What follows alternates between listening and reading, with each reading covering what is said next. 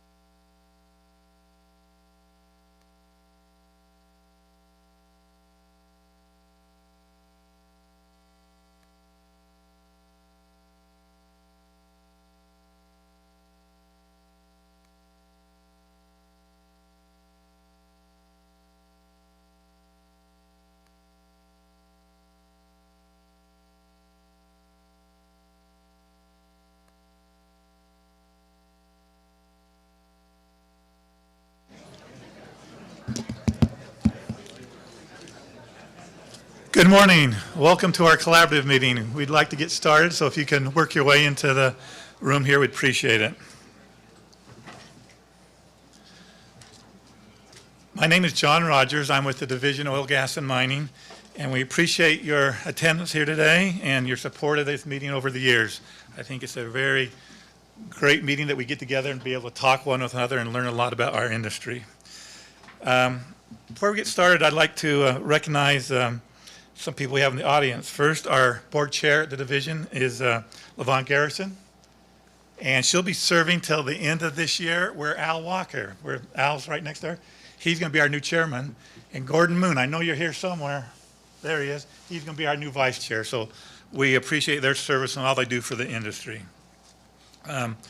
Also, we have some new employees with the division I'd like to recognize. First, Billy Vigor. He serves in Price as an inspector. Billy, raise your hand. And then, do we have our other, Travis, is that the one? Is Ryan here? Ryan Cook out of the Vernal office. Oh. I don't think he's here yet. Maybe he's on his way over. Anyway, we have Ryan Cook, and between the two of them, they have about 30 years of experience in the oil industry. So that's always good to have those inspectors being able to step in and know the business. Now, at the division, we collect a lot of data. In fact, sometimes we have more than we know what to do with. But I wanted to just show some numbers before we get started of what last year has shown, where we think we're going, and that data shows some interesting information. So, there we go. This is really simple, but on the APDs, everyone knows that is, a permit to drill. Last year we had 444, okay? At this point in the year, we have 426, so we're on pace to hit about 511 APDs. And so that's up about, what was that, about 15%. So what that shows is that the confidence the industry has in Utah in general to actually get a APD and get permits to drill so they can look forward. This is kind of a forward-looking, so that's a very positive thing. The next statistic is dry spuds. That's simply the conductor hole we drill before the actual drilling takes place. You can see that's fairly flat from year to year. The next one, the rotary spuds, that's where you're actually going in and looking, committing the capital to actually be looking for the oil and gas. And you can see that's going to be an estimate at the end of the year, 155. So that's up another good percentage too of, what's that, about 10%. So we can see we have all this data, but the industry looks fairly healthy. We're going forward, and it's always good to see those APDs out there. There was one time back in the day, our record was, someone help me with this, 2,100 for a year? Anyone remember those days? That's a lot of APDs, but I think what's happened is we've contracted the number of APDs people do all at one time. Sometimes we'd get 100 in one outing. We said we just can't keep up with that. So we're seeing APDs are keeping up with what we have. Where's Orland? How are we doing? How's the permitting going? Busy. So you couldn't handle much more, could you? Okay, so we're keeping up, but hopefully we're doing what you need there. Now, always the question is production. Let's start with the oil production. As you can see here, this is through August of this year. There's always a lag in there. But as we look back to the COVID days, look at that trend upward. Last year we had a record production of 65 million barrels of oil, okay? That was a record. This year we're on task to hit about 69, so another record year. Look at that trend upward. So we're saying that's very positive for the oil production. Along those lines, though, we sometimes forget about our gas production. And you see here, look at its trend up there from the lows of the COVID days. The high, the record was back in 2012, 491 million, which is about 40 million a month. So actually on this chart, it'd be off the chart. So we had better days, but look at that trend upward. And that's always a positive thing to see that going upward back when we were looking a few years ago. So with the oil production, with our gas production, with our APDs, the spuds we got going out there, I think it looks very positive for the industry of what we're going forward in the future. So any questions on that? And I know, Ricky, what you always like to see these graphs. What do people think of when they see these? What's the general? People are very excited and surprised at the trajectory So that's, I remember sitting in my office back in about May, or maybe it was at 20, maybe it's March of 2020, thinking, wow, this is ugly. Do anyone remember the negative 39 oil? Okay, what did you do when you first saw that? I thought, well, that's a typo. There can't be negative oil. And I thought, this is it. This is the end of the industry as we know it. But look what the rebound we've had. So through all the work we have here, the people, we have regulators here, both on the county side, on the state side, federal side. We have operators here, landowners, royalty holders, and I think this is the purpose of this meeting, just get together and talk about this industry. Because there's some, I was just looking on the news last night when I was sitting in my room, and there's people that want to see this industry disappear. What would happen if it disappeared? Where would we grow our food? Where would you transport our products? It would be an ugly world. There's just not enough, so to speak, energy outside of the renewables that could support the world as we know it. So we appreciate all you do, and we know the value of it, especially in this basin, in this area, we know the value of oil and gas. So with that, I'd like to turn some time over to our meeting. And our first is going to be on a program, let me get out of here, for Latch the Hatch. We went over this a few years ago, and Ricky approached us and thought it'd be good to renew this because this is another collaboration the industry is having with the environmental side to control our air quality out here. It's always an issue, and Dr. Lyman will be addressing that later today. So we'll start with our panel with Ricky, and she will introduce her panel when she gets up here. Thank you.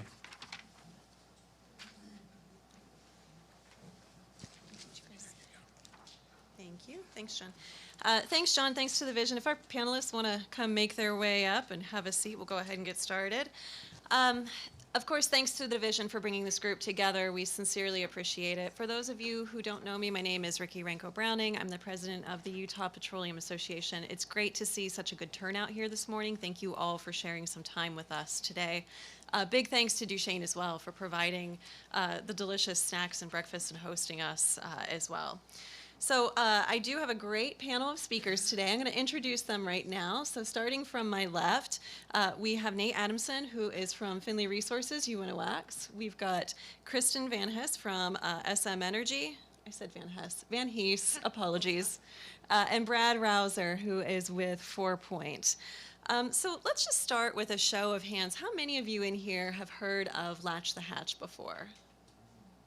Oh, this is fantastic. Okay, one last question, and there's like no test or pop quiz or anything, but how many of you feel like you understand what it actually is and why it's important?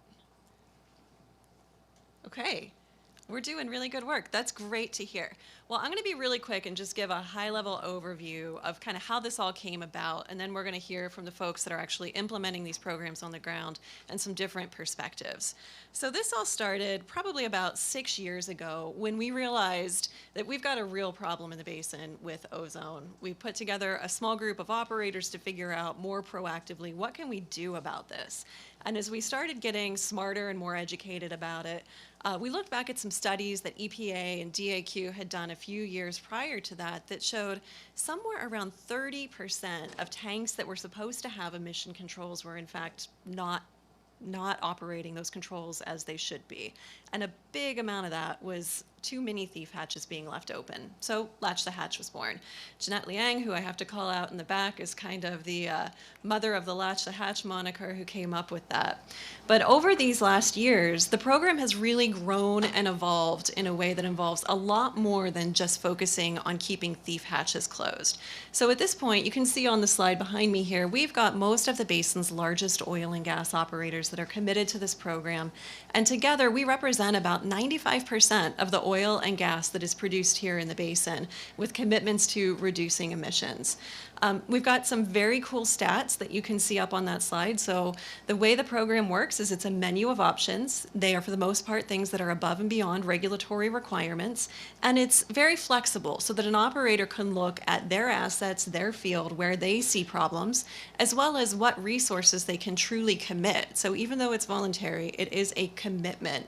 And match those two things up to create something that really works for them, and then we support by tracking those metrics. So some of the things that we're really proud of there that you can see, we've put up more than 2,000 signs across the basin, and I actually get pictures from Colorado of sites that have Latch the Hatch signs, which is fantastic and exciting that it's spreading. We've replaced more than 9,000 gaskets. We've got more than 500 alarms, so we get automatic alerts if a thief hatch has been left open. We've got almost 1,300 tank isolation valves installed, more than 35 flyovers, and those are critical because they allow us to find and fix being the really important piece there, very quickly, leaks that we otherwise would not even know were out there.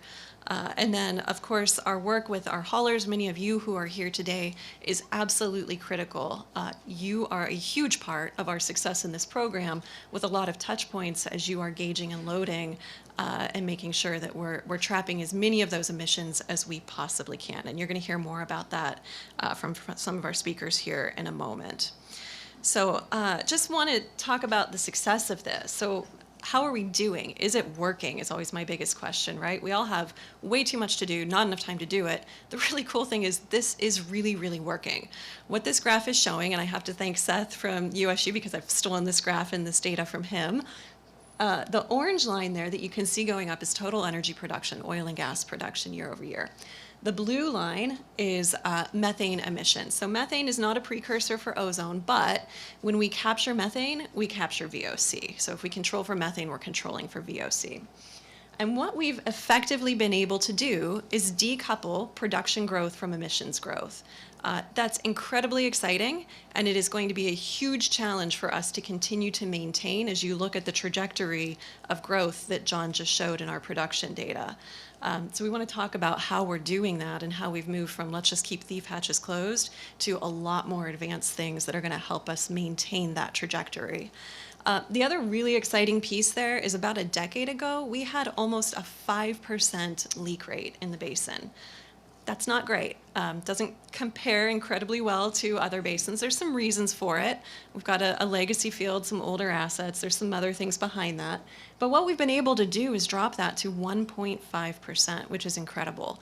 I would say, though, we're not satisfied with that, and we've got operators that are committed to continuing to further reduce that leak rate. So with that, I want to leave most of the time today to our operators and turn it over to them to tell you about how they're actually implementing the program and some of the expectations that they have and the help that they're looking for from our hauling companies particularly to help make sure that we can keep up this amazing work. So we're going to start with Nate from Finley Resources UNOX. Nate, if you want to come up, we'll move into your slides. And we are going to save some time at the end for Q&A as well. This one's forward, that one's laser pointer. All right, okay. Good morning, everyone. I'm Nate Adamson with Finley and UNOX. Latch the hatch. Some of the purposes of it, latch the hatch, it's pretty simple. Close the lid, make sure it's locked. The Latch the Hatch program encourages voluntary action by oil and gas industries to reduce emissions of volatile organic compounds. Some actions that we take: commit to actions such as placing warning signs, upgrading gaskets, and installing monitors and technologies to help us monitor that.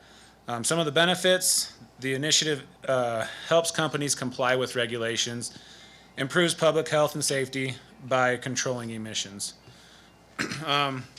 So how do you latch the hatch? Pretty simple, right? You close the lid, secure the latch, whether it's a lockdown or a venting, and verify the seal. So here's kind of some of the things that we implement with our ops teams. So gasket and spring maintenance. We inspect, replace worn parts, meaning gaskets, springs, and not just replacing worn out springs, but making sure they are the correct spring for that style of thief hatch. So replacing worn out gaskets, we use the Viton gaskets. Also, we use a white lithium grease to help us clean our gaskets if it does need that. And also we remove oil, water, and ice from our gaskets, and then as well as our sealing surfaces. This is an example of some of the thief hatches we have in our field. We have these two are locking hatches. This is our Jayco. This is our Enardo Lamont. And then these are the two styles of venting hatches that you will see in our field. Let's go to the next one. Thief hatch gasket and inspection. So here's a diagram of the internals of a venting hatch. You have, whoops, how do you go back? There you go. You have your mainspring. Inside that you have a vacuum spring.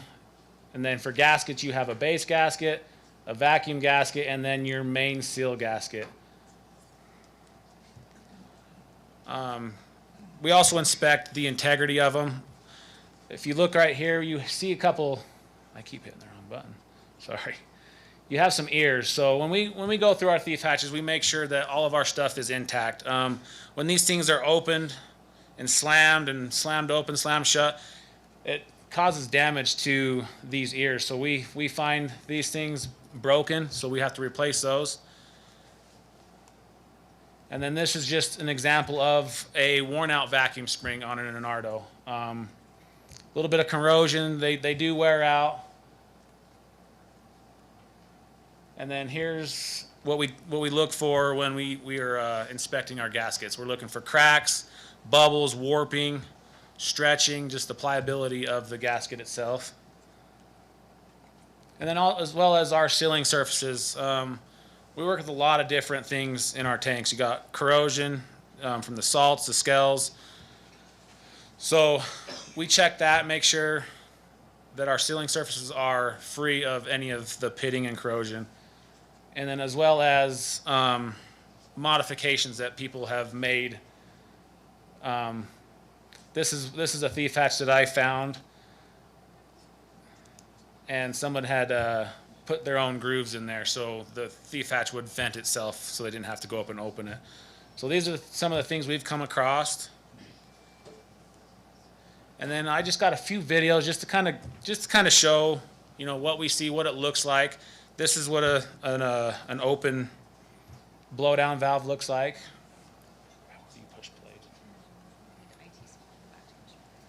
If you could push play on that.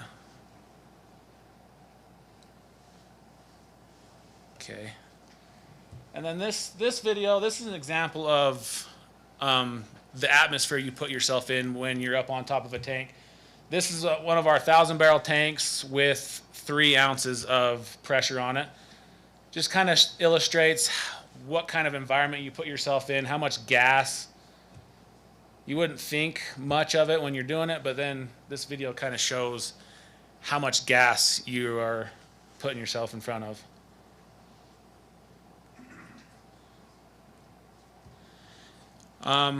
This is an example of a truck that we found that wasn't hooked up to our vapor control system. If you look right here, this is their vent. And the way the wind was blowing right here, our driver was basically standing in the gas. So in our field, it's mandatory that we use the vapor control systems. And go to the next one. And as well as our maintaining our hatches, we've asked the trucking companies to regularly check their hatches. This is a truck that I had on location. He was hooked up to the vapor recovery lines. Everything was good on his end, but he didn't know that his hatches were leaking as bad as they were.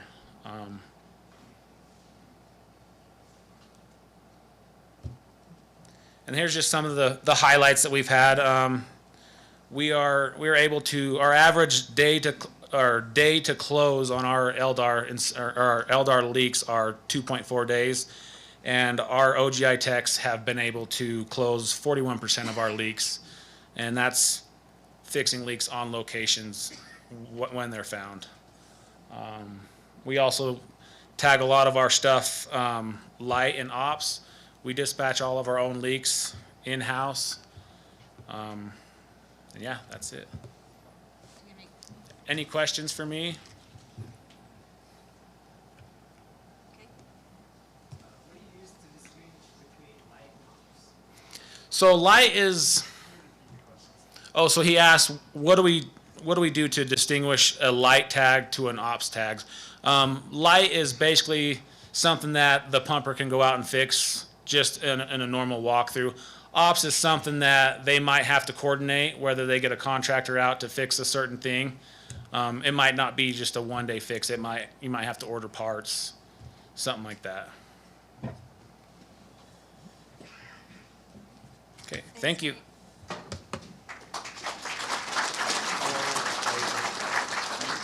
Okay, perfect.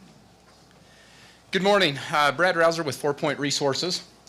I'm going to talk today about some of the things that we're seeing out in the field, and I want to preface it with how well things are going. I appreciate that slide that Ricky had that showed production going up and emissions going down. And so as I talk about these things, in some of the frequent things we're seeing far less of them than we used to see. And so appreciate all those that participate in that. This is one of our vapor control systems, and just wanted to illustrate what happens when a truck loads. As they draw the oil out, the oil displaces the vapor inside the truck, pushes it back into our vapor control system, and there's two different things that can happen depending on the setup of the location. One is it goes back into the tank that we're drawing out of as that liquid is pulled out. The other is a lot of our newer sites have control valves on them that hold back pressure on most of our sites have that hold back pressure on the tanks, and the vapor line will actually be tied in downstream of that valve, and so the vapors from the truck is forced out to the flare, does not return to the tank. On some of our sites, we have Ricky mentioned this as she was introducing this, is a tank isolation valve. And we've seen some confusion around how to operate this valve, what it's for, when to close it, and when to open it. Basically, we want this valve open, in the open position, with the exception of when the hatch is open. If the hatch is open, have the valve shut. That way we don't depressurize the entire tank system.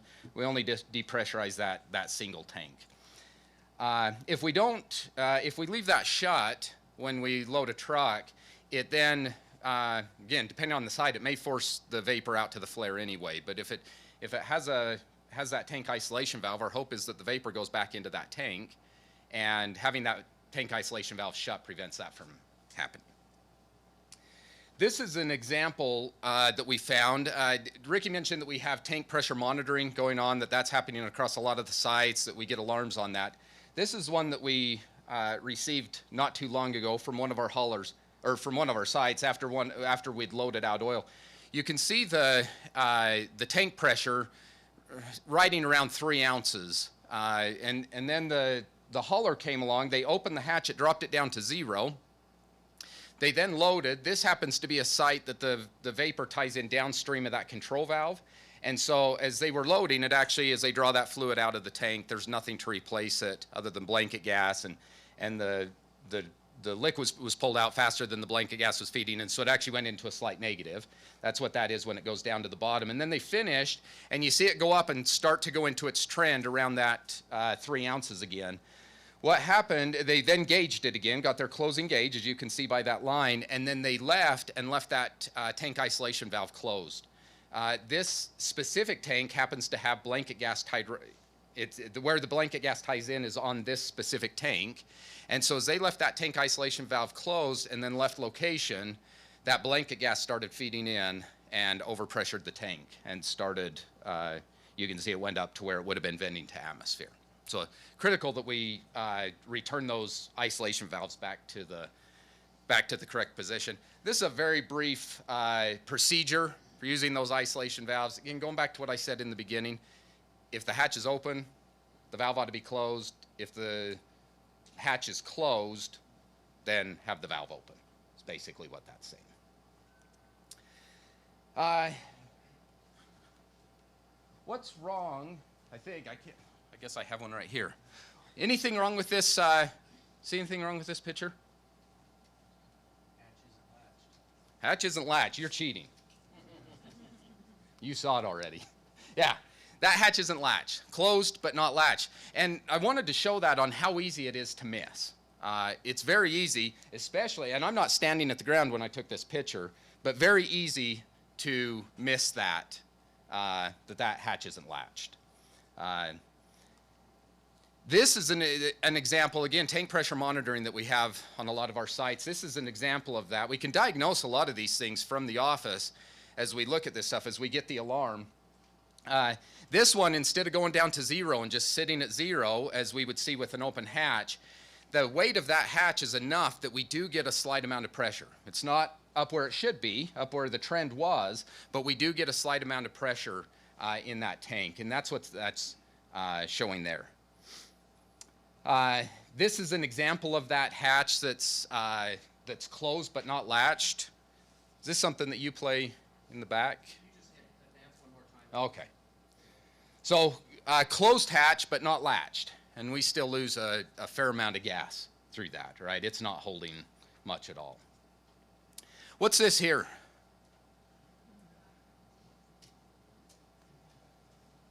Woodback tied off, right? This is interesting. As I met with one of our haulers recently, we talked about this, and today, hate to say I don't have the answer. What the answer is going forward. They brought up the fact that so BLM requires that the woodback stay in the oil for a period of 5 minutes, right? So if you leave it in there, then when you get done loading, you can just go open the hatch. It's already been in the oil, pull it out. It's quick. You close the hatch, maybe lose less vapor. At the same time, this is what, so this hatch is fully latched. And if you look at it, definitely not getting a good seal, right? Because it has a rope in it. And I know there's different sizes of ropes. That was brought up as well.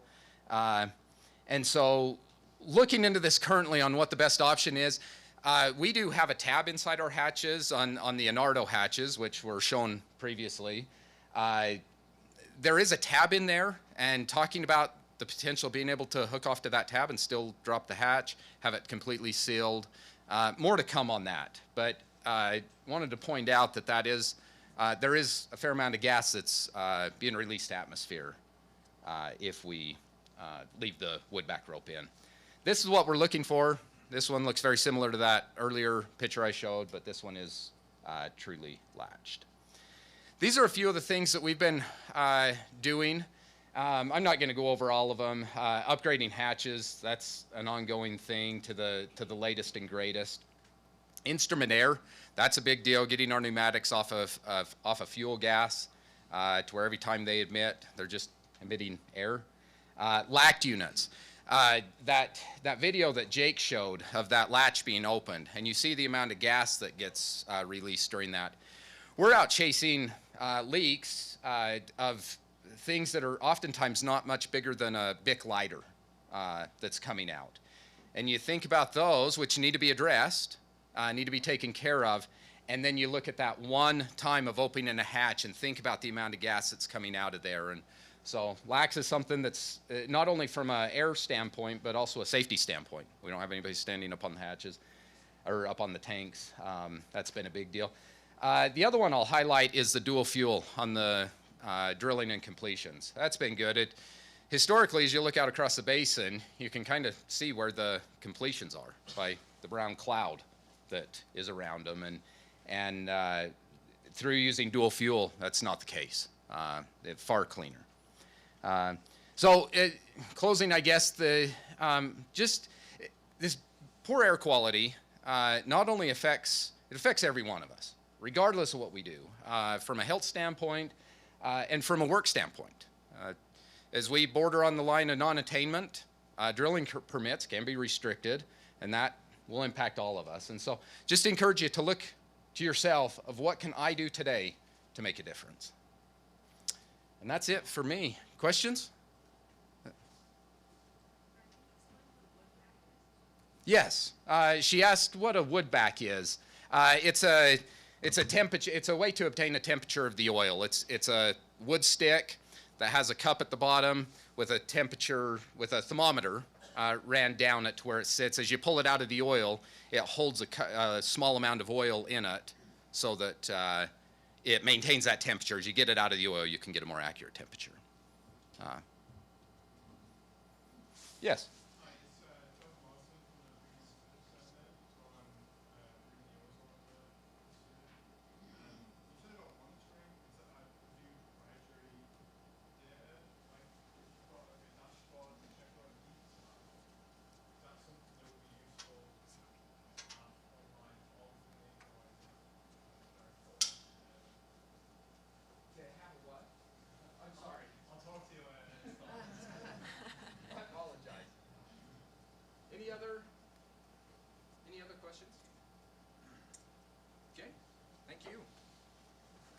advance back.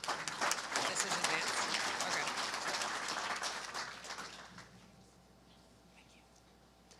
Hi, I'm Kristen Van Hees with SM Energy, and I'm going to go a little bit higher level, pun intended, and talk about aerial flyovers and what we're actually seeing happening when you look at methane kind of across our entire basin.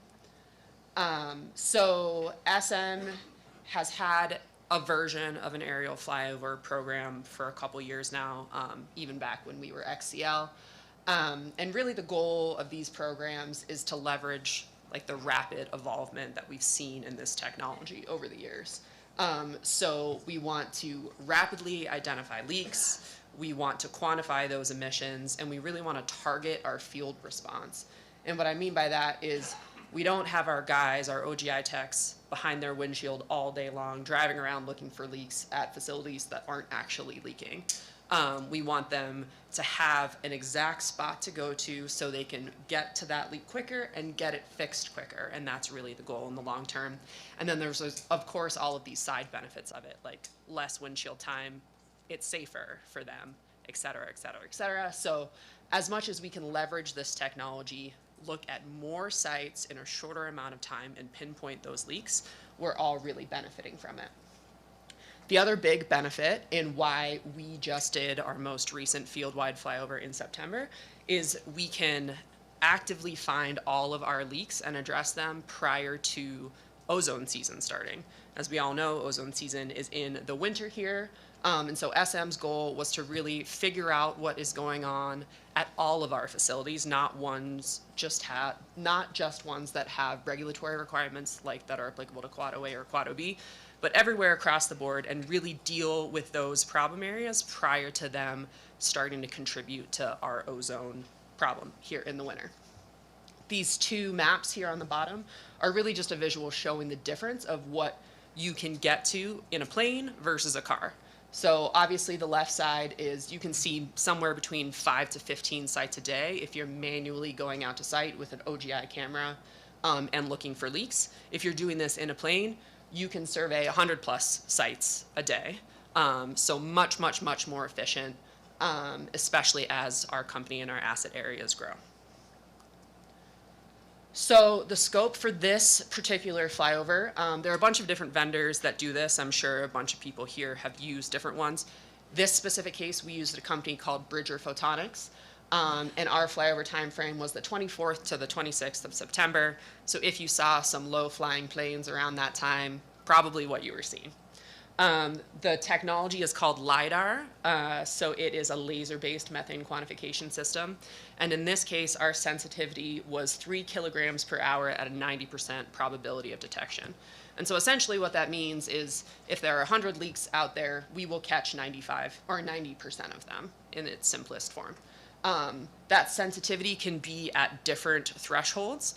If you're using a program like this for compliance purposes, like through Quad A or Quad B, it's very prescriptive on what you have to use. But if you're using them for voluntary purposes, like a find and fix program, then you can kind of, leave it up to the operator on what they want. And it really comes down to what their goal is. This next kind of chunk of bullets won't surprise anyone. The type of assets we inspected are everything that we have out there. Single well sites, multi-well sites, booster stations. We saw wellheads, tanks, separators, flares, facility piping, compressors, generators, everything under the sun. So everything that SM operates, we surveyed. The little image there, the broken out view, is really what you see as a result. So one of the big benefits of these flyovers is you get real-time aerial imagery of all of your facilities. So you're not relying on the last time Google Earth went out there and updated the map, but you get actual real-time views of what's going on. And then they layer on top of that your plume, your methane plume imagery. So that, and we'll see more pictures of those plumes, but essentially the plume sits on top of your aerial imagery to the extent where they can pinpoint the leak on your facility, tell you the rate that it is leaking, and even tell you like how high the leak is off the ground. You know, your results will say, oh, this leak is 5 kilograms an hour at 15 feet off the ground on your tanks. And so you can get out to site, drive exactly to that place, find it, and hopefully fix it right then and there. So these are our results, hot off the press. So we flew 145 facilities in 2 days. And that doesn't just mean that the plane did like one swipe across our field. How this works is that they do a full field flyover, and then any location where they find a leak, they fly it again, and then they'll fly it again, and then they'll fly it again, really up to 5 times. So anywhere between 2 and 5 times to confirm any leaks that you actually see. And the goal there is to really suss out what leaks are persistent versus what are intermittent. We know there are intermittent leaks out in the field. Every time you open a thief hatch and close a thief hatch, that would be an intermittent leak. A blowdown on a compressor, that would be an intermittent leak. It's something that someone doesn't need to go out there and fix. It's just a short period of time and then it ends. It's not something where you need a work order and all these things to actively fix. So that's what those multiple flyovers will do for you, identifies the persistent versus the intermittent leaks. So of our facilities, 68% of them showed 0 detections whatsoever.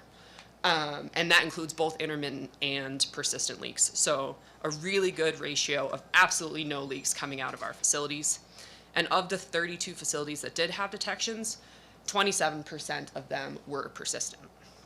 So I'm going to focus most of the rest of this presentation on the persistent leaks because those are really the ones we care about for reporting purposes and repair timeframes and all of those metrics. So we'll focus on those beyond saying that the highest emission source that we did find out there was a compressor blowdown. It was an intermittent leak. It resolved itself quickly. Besides that, our persistent source that was the most common was also compressors, and it wasn't blowdowns. It was stuff like packing, coolers, a pop-off that's leaking by, something along those lines. And of our most frequent intermittent source we found, no surprise to anyone here, tanks. Those thief hatches are being constantly opened and closed, and so we saw all of that action on these flyovers. But the really good news, especially when it comes to tanks, is we saw them resolve themselves. So anyone who's worked in the basin or any basin for a long time know that thief hatches are historically kind of the worst offender when it comes to leaking. Not just being open, but you open, you close them, they warp, they get a little sand in there, they will leak. Everything under the sun will cause these things to leak. But what we saw in our survey was a survey of 857 tanks that 0 thief hatches were open. So kudos to everyone here for closing thief hatches. And on top of that, we only found 1 persistent leak on all of our thief hatches. So not only does that mean people are closing them, but it means they're making sure they're seated right, they're making sure they're clean, they're making sure that no emissions are coming from these hatches, despite all of the work that you're doing up there. So really, really, really incredible results, and a huge kudos to Latch the Hatch and everyone who's following these guidelines. So that's the great news. Of the not so great news, we did see a lot of leaks on compressors. These are some images that you will get with these flyovers. So you can see here on the left, that is an image of one of our facilities. That is a compressor blowdown. It's an intermittent leak, it resolved itself, and there really wasn't much to be done beyond identifying that we've caught a compressor blowdown and we quantified it and we kept it for our records. The image on the right is one that has more persistent leaks on those compressor points. So this one I think had both a packing leak and a cooler leak. And those, obviously we had to call our compressor company out to have it repaired, but all resolvable. The kind of 3 that you see on the treater system there, those are burners that were out. Pretty small leaks when it comes down to it, but we did catch them and we did get to resolve them. So, of course, we did see that 1 thief hatch.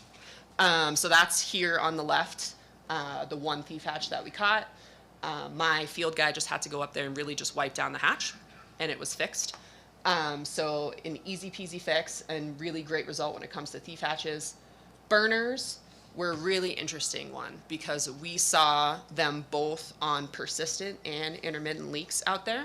And what we saw was that newer systems, newer burners that had burner management systems, those were really identified as intermittent leaks because they were resolving themselves, because that's part of the process of how these things are built. They'll relight themselves. Whereas the older ones, they were a persistent leak because they don't actually fix themselves. Someone has to go out there and repair that emission source and relight it. So it was a very interesting one with burners. And as you know, we have a ton of them out there. So what's next for aerial monitoring? We talked a lot about find and fix here today, and really the goal of aerial monitoring is to get away from a find and fix program. We want to use our resources more effectively, and so move away from find and fix to what I call trend and engineer. So we want to spend those resources really looking at the data and figuring out how to fix those leaks before they even start, rather than kind of chasing our tails around the field looking at sites that aren't necessarily leaking. For SM, a big next step for us is integrating our flyovers to a compliance framework. And what that means is not doing redundant inspections. So a lot of folks who do flyovers now are doing ground level Quad A, Quad B inspections, and then also flyovers. And they'll use the ground ones for compliance, and they'll use the flyovers for, best practice activities. What we want to do is combine those two things so we're not doing redundant things and we're really putting our energy in the right place. And then a big takeaway for us was what we need to work on is driving process improvement and automation. We have so much data out there. If we start tying that data into the results that we're seeing in these flyovers, we can get things repaired a lot quicker and really improve the process, because it can be a bit of a bear to go out there and find all these things in the time frame that you're required to. So that's really it, all I have. I'll take questions if anyone has any. I got a question for you. On your surveys, what is the area that the survey is taken? I don't know if I want to use this or not. But anyhow, when you're doing your surveys, flyovers, Yeah. what is the area? So your location, it looked like on the pictures there that Yeah. it was encompassing the majority of the location. And do you know what the area is that when they snap the shot or whatever? And then does it vary on detection if it gets out of the perimeter?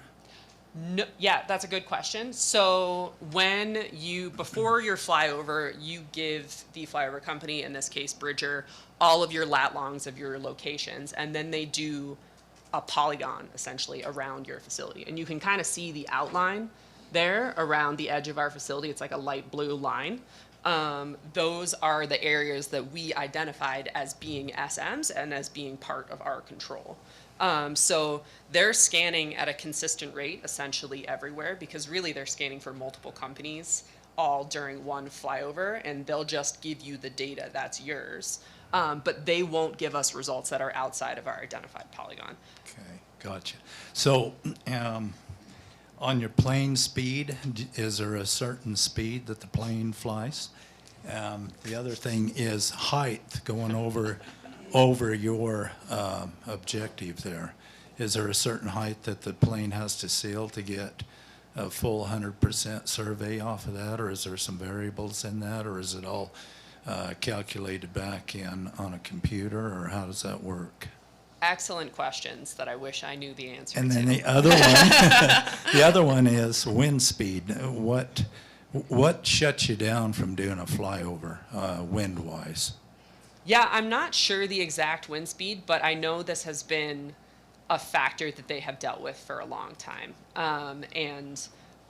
So this specific company is the first one that got approved by the EPA for their protocols, got approved by the EPA to use these flyovers in lieu of a physical OGI inspection. So I can't tell you what they're doing with wind speed, because that is for people way smarter than me. But I know it's dealt with in that protocol, and they handle it.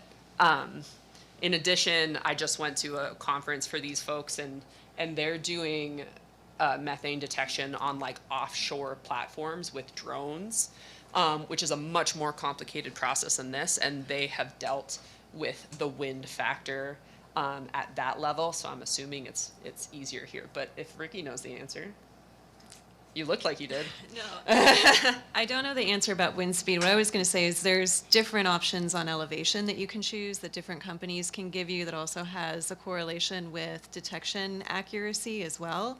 But what we would be happy to do is get you in contact with a handful of those companies that can answer those questions for you, because I know our members use probably 3-ish different companies that all address this a little bit differently. I'm just curious, I just wondering how you put all that together, get that there. Just like that. Yeah. Anyone else? Could you go back one slide? Yeah. Yeah,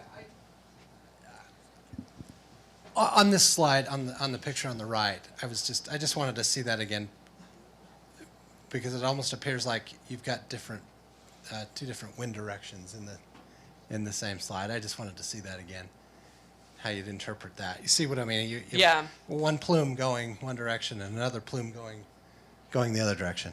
Yeah, I think it's more complicated than it appears on the slide.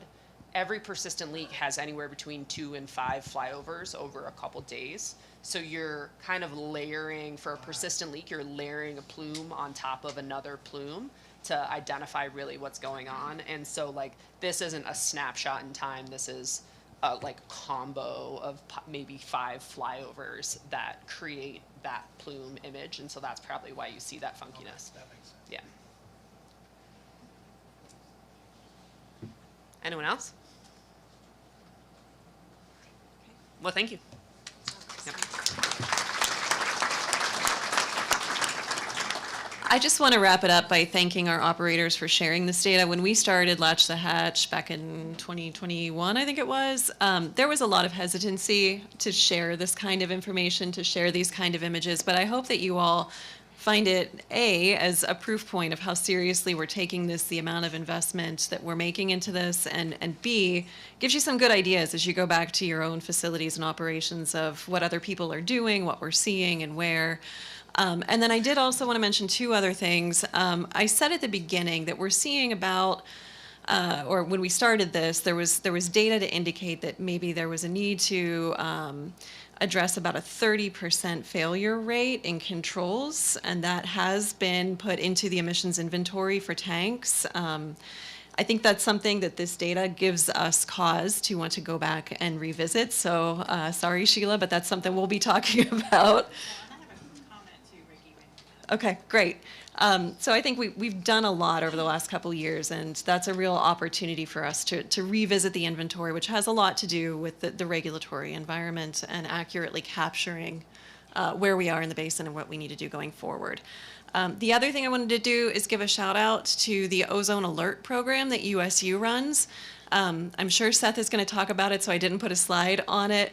But if you're not already signed up, I would really recommend that you do so. Our companies are all signed up. They do a great job of not over spamming you, but you'll get a notice that an event is coming, how long they think it's going to be, and then when the event is over. And so if there are specific actions that you can take either individually in your own life or that you can take in your work environment to try and reduce emissions just during those few days can literally make or break our regulatory compliance over a 3-year period. It is incredibly important during those ozone events that we all do everything that we can. So that's all I have. Thank you so much, and thanks to our presenters.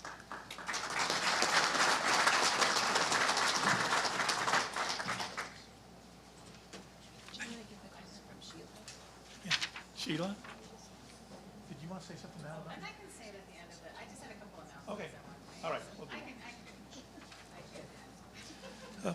Okay, thank you. I think that's a great example of the collaboration between companies and environmental concerns that's the real positive over the years.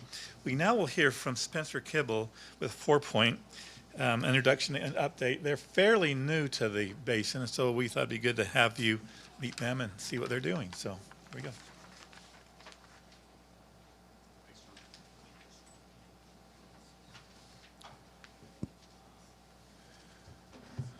Morning, everyone. Great to see you all today. Just really appreciate the opportunity to introduce you to 4 Point, our company, and the asset that we're so proud to now be operating. Little bit about me. My name's Spencer Kimball. I'm the Government Relations Manager here at 4 Point. I come from an oil and gas background. I worked for EOG for many years while EOG held the Greater Natural Buttes asset over on the east side of the field, which is now operated by Greylock, so I'm no stranger to the basin. I've worked in the oil and gas policy world for most of my career, and actually served some time in D.C. Working for Rob Bishop while he was the member here and represented the Uinta Basin while he was in Congress. I worked on the Natural Resources Committee over there and worked on BLM and Fish and Wildlife Service and all sorts of fun policy items. So enough about me. Wanted to get into 4 Point, get into the asset, and just give you a bit of an operational update. Talk a little bit about the potential of the basin, which is why we're all here. We believe it's very bright. That's why we put so much investment and work into acquiring this asset. And then I'll talk a little bit about some of our broader regulatory and legislative focuses. So just to give you a snapshot of 4 Point, we're a private exploration and production company. We were formed back in 2013 under the leadership of our CEO, George Solich, as well as our current CFO, Tad Hers. Tad and George, as well as many others on our executive team, built and sold several companies over the years, most of which were known as the Cordilleras, 1, 2, and 3, which they built and had a number of assets in many different basins, and that really gave them the foundation and the groundwork to build 4 Point. So they started 4 Point as it is known today in 2013. There was one restructuring back in 2020, but the 4 Point we know and work for today was erected back then. In terms of our employment, we have about 55 folks in our corporate office in Denver. Since we acquired this asset, that number has grown by about 20%. So we've added quite a bit on the technical, the land, the accounting side that are helping us operate and build this asset. More importantly, we've got over 100 folks here in our Mighton office, and we kept just about everybody that was in that office that worked for Ovintiv and Canna and Newfield and in some cases iterations before then. So we're really proud to retain that group. We've got several of those folks here today. They've got a proud tradition of operating this asset, and it's something that we just want to remain committed to and providing them the support and resources they need to make that happen. So in terms of our broader corporate structure, we're fairly flat. We've got some of our executives here today, but we like to be out here in the basin. We really like to empower the folks that are out here in the field and doing the real work. In terms of our history, we have worked many basins across the lower 48 here. Most recently, 4 Point was most active in the Western Anadarko. They had quite a bit of activity in Western Oklahoma and in that play, and have also dabbled in and out of the Permian for several years now, most recently in the Midland Basin. So you can see just some of the basins we've worked over the years. Obviously, the Uinta is our primary focus right now. We have drilled a few wells in the Midland as of the last few months, but just about 100% of our focus and our energy is here in the Uinta. Over time, we drilled about 400 horizontal wells and managed field operations for over 2,000 operated wells over the history of the company. And obviously that grew quite a bit when we picked up this Uinta asset, adding over 800 new wells that are producing here in the basin, and many more that we've drilled this year and many more to come. So I think you all know just the basics of the Uinta, but got some points on there. As many as 12 geologic formations that we're looking to potentially exploit, and then all the yellow wax that comes with it. With respect to the asset itself, and forgive me, some of these numbers reflect the snapshot of the asset when we closed back in January.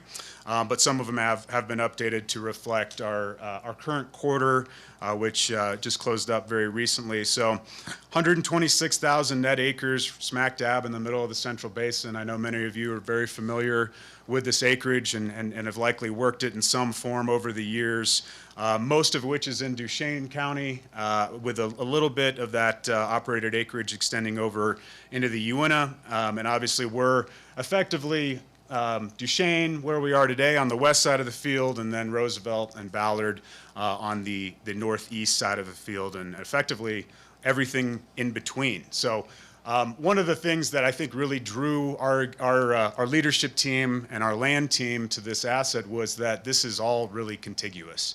There are some trades going along on the edges, some farm outs here and there. But I don't know that our business development team had really seen a leasehold like this, where so much of the day-to-day work wasn't really focused on doing trades and firming up the position. It's really been there. So that's really one of the main things that drew us to this basin and this specific asset. So when we picked it up, we had approximately 900 gross operated locations with an average lateral length of 10,500 feet. I think that's pretty standard based on all the horizontal development that's been going on over the last few years in the basin. But as many of the operators in the room are now entertaining, we're looking at the 15K, those 3-mile laterals and beyond. So those lateral lengths are going to continue to grow.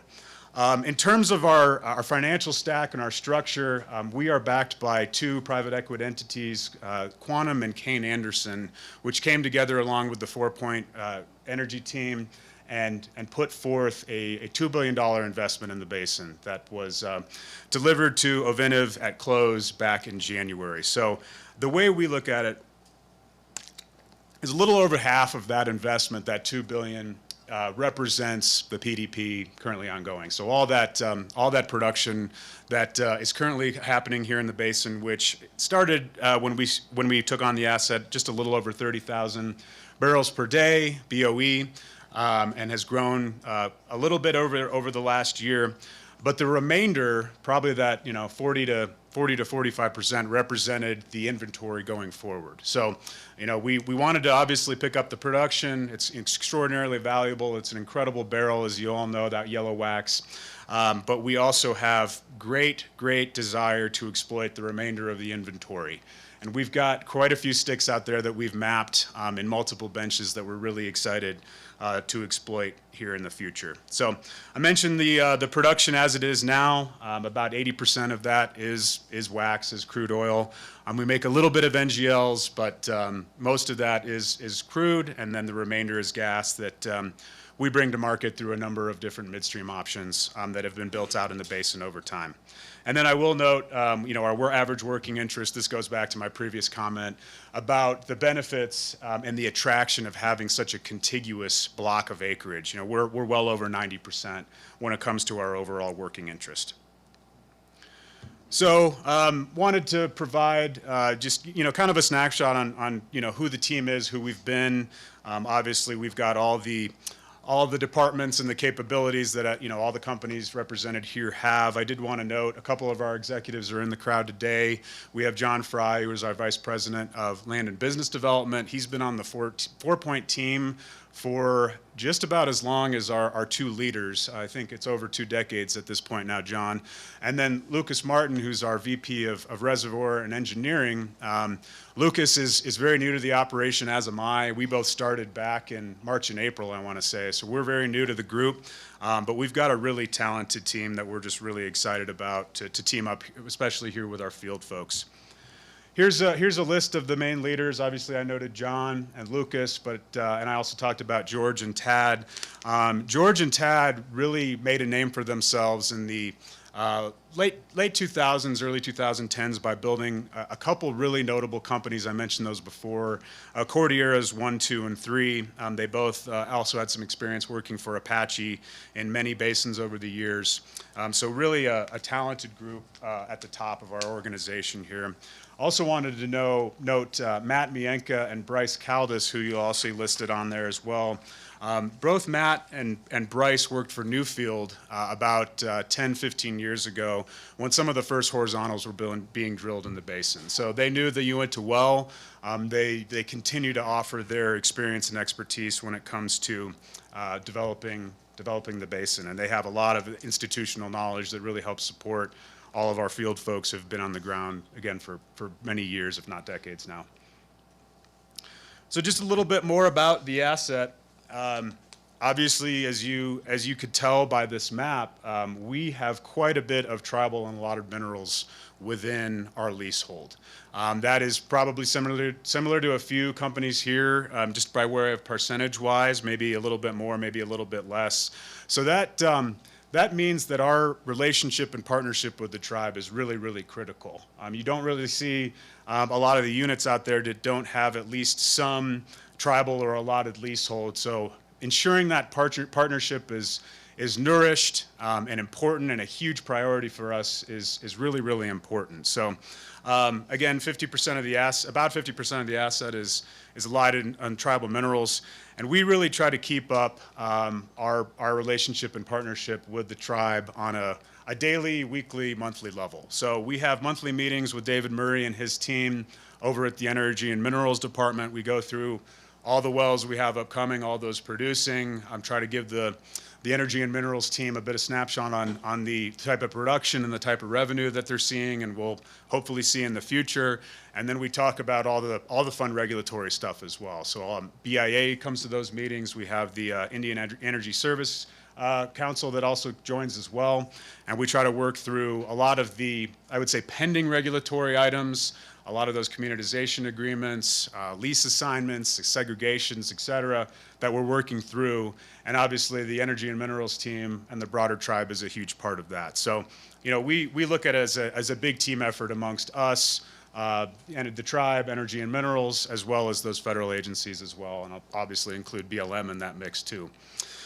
We also have some biweekly meetings that we started a few months ago with the IESC and BIA to work through some of those pending documents. When we acquired the asset, there were many communitization agreements that hadn't been approved. They were still pending. So we've put a lot of time and effort into trying to get those done. We've gotten about a half a dozen completed since we took over the asset.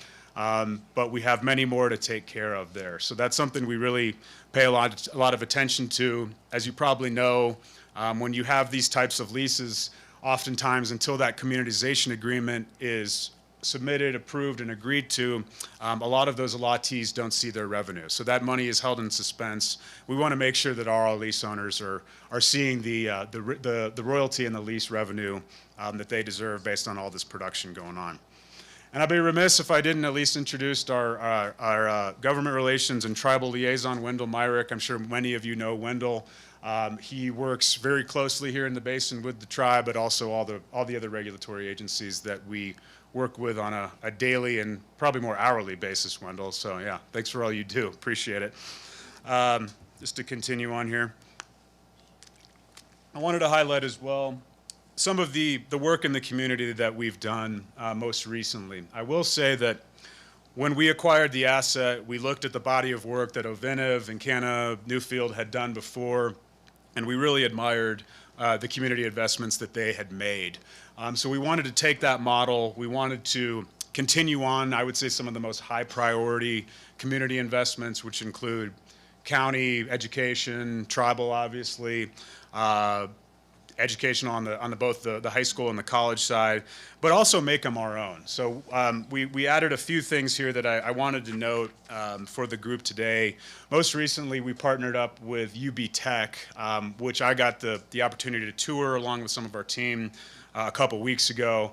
And we are offering a number of scholarships available through the year. This is something that's new to 4 Point, and I think those that have operated the asset in the past. And we're going to reserve half of those scholarships for tribal members or the descendants of tribal members, and those will be the priority scholarships. So we really admire this institution. We think they do really great work, and we're happy to be supporting them and hopefully get more scholarship students that have the opportunity to work in the basin for the industry and keep that going. Also wanted to highlight just a few things with the tribe. You know, we are strong supporters of the powwow. We did quite a bit through UPA this year on the Ute Tribe Recreation Department through some of their events. There's a good picture of John and Wendell throwing some shade for the powwow back on July 4th. And then, you know, obviously we'll participate in a lot of the other community-wide events, including the food drives that UPA helps coordinate, as well as others. And then you can see just the snapshot of things we've done over the last, I would say, couple quarters here in the basin. So wanted to transition over to an operational update. I think this should be fairly straightforward, but I wanted to highlight at least a couple things. So when we closed on the asset back in January, Uinta was operating 1 rig. We've increased that to 2, so we've doubled our rigs. We're really, really proud of that. And God willing, and the creek don't rise, we hope to take that number even higher. So we brought in our 2nd rig about a month ago. We've got a couple locations that we're drilling in Duchesne County at the moment, and we also have 1 current frac spread at the moment that is completing some wells that were drilled earlier this summer. So at our pace of development right now, I think that, you know, this is a fairly representative figure of our operational prowess in the short term. I don't know that we have the uh-oh. What did I say?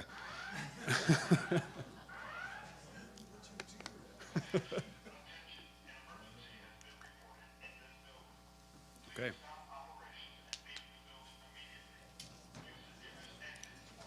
Okay. Well,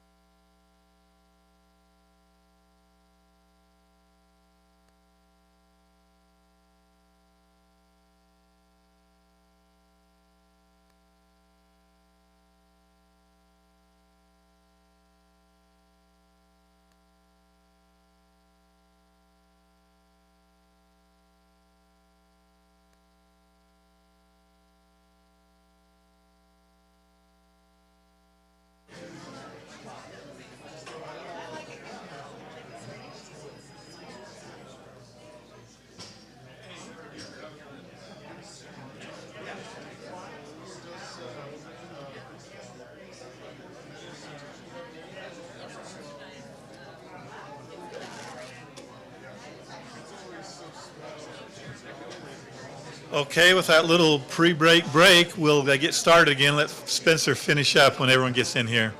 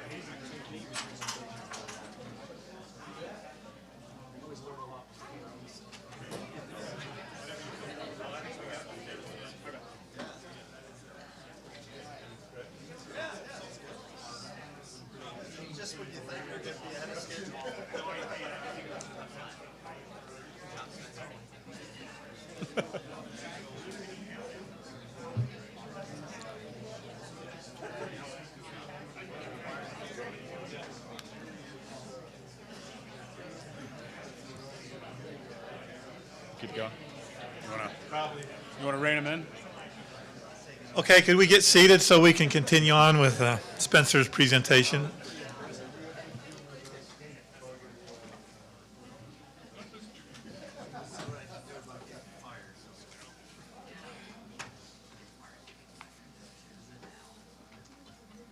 Well, glad we're all safe. But just to continue on here, I know we got a little bit of a pre-break break, but I'll close it off with a few more slides here for you. So wanted to highlight just some additional operational trends that are hopefully growing here in the future.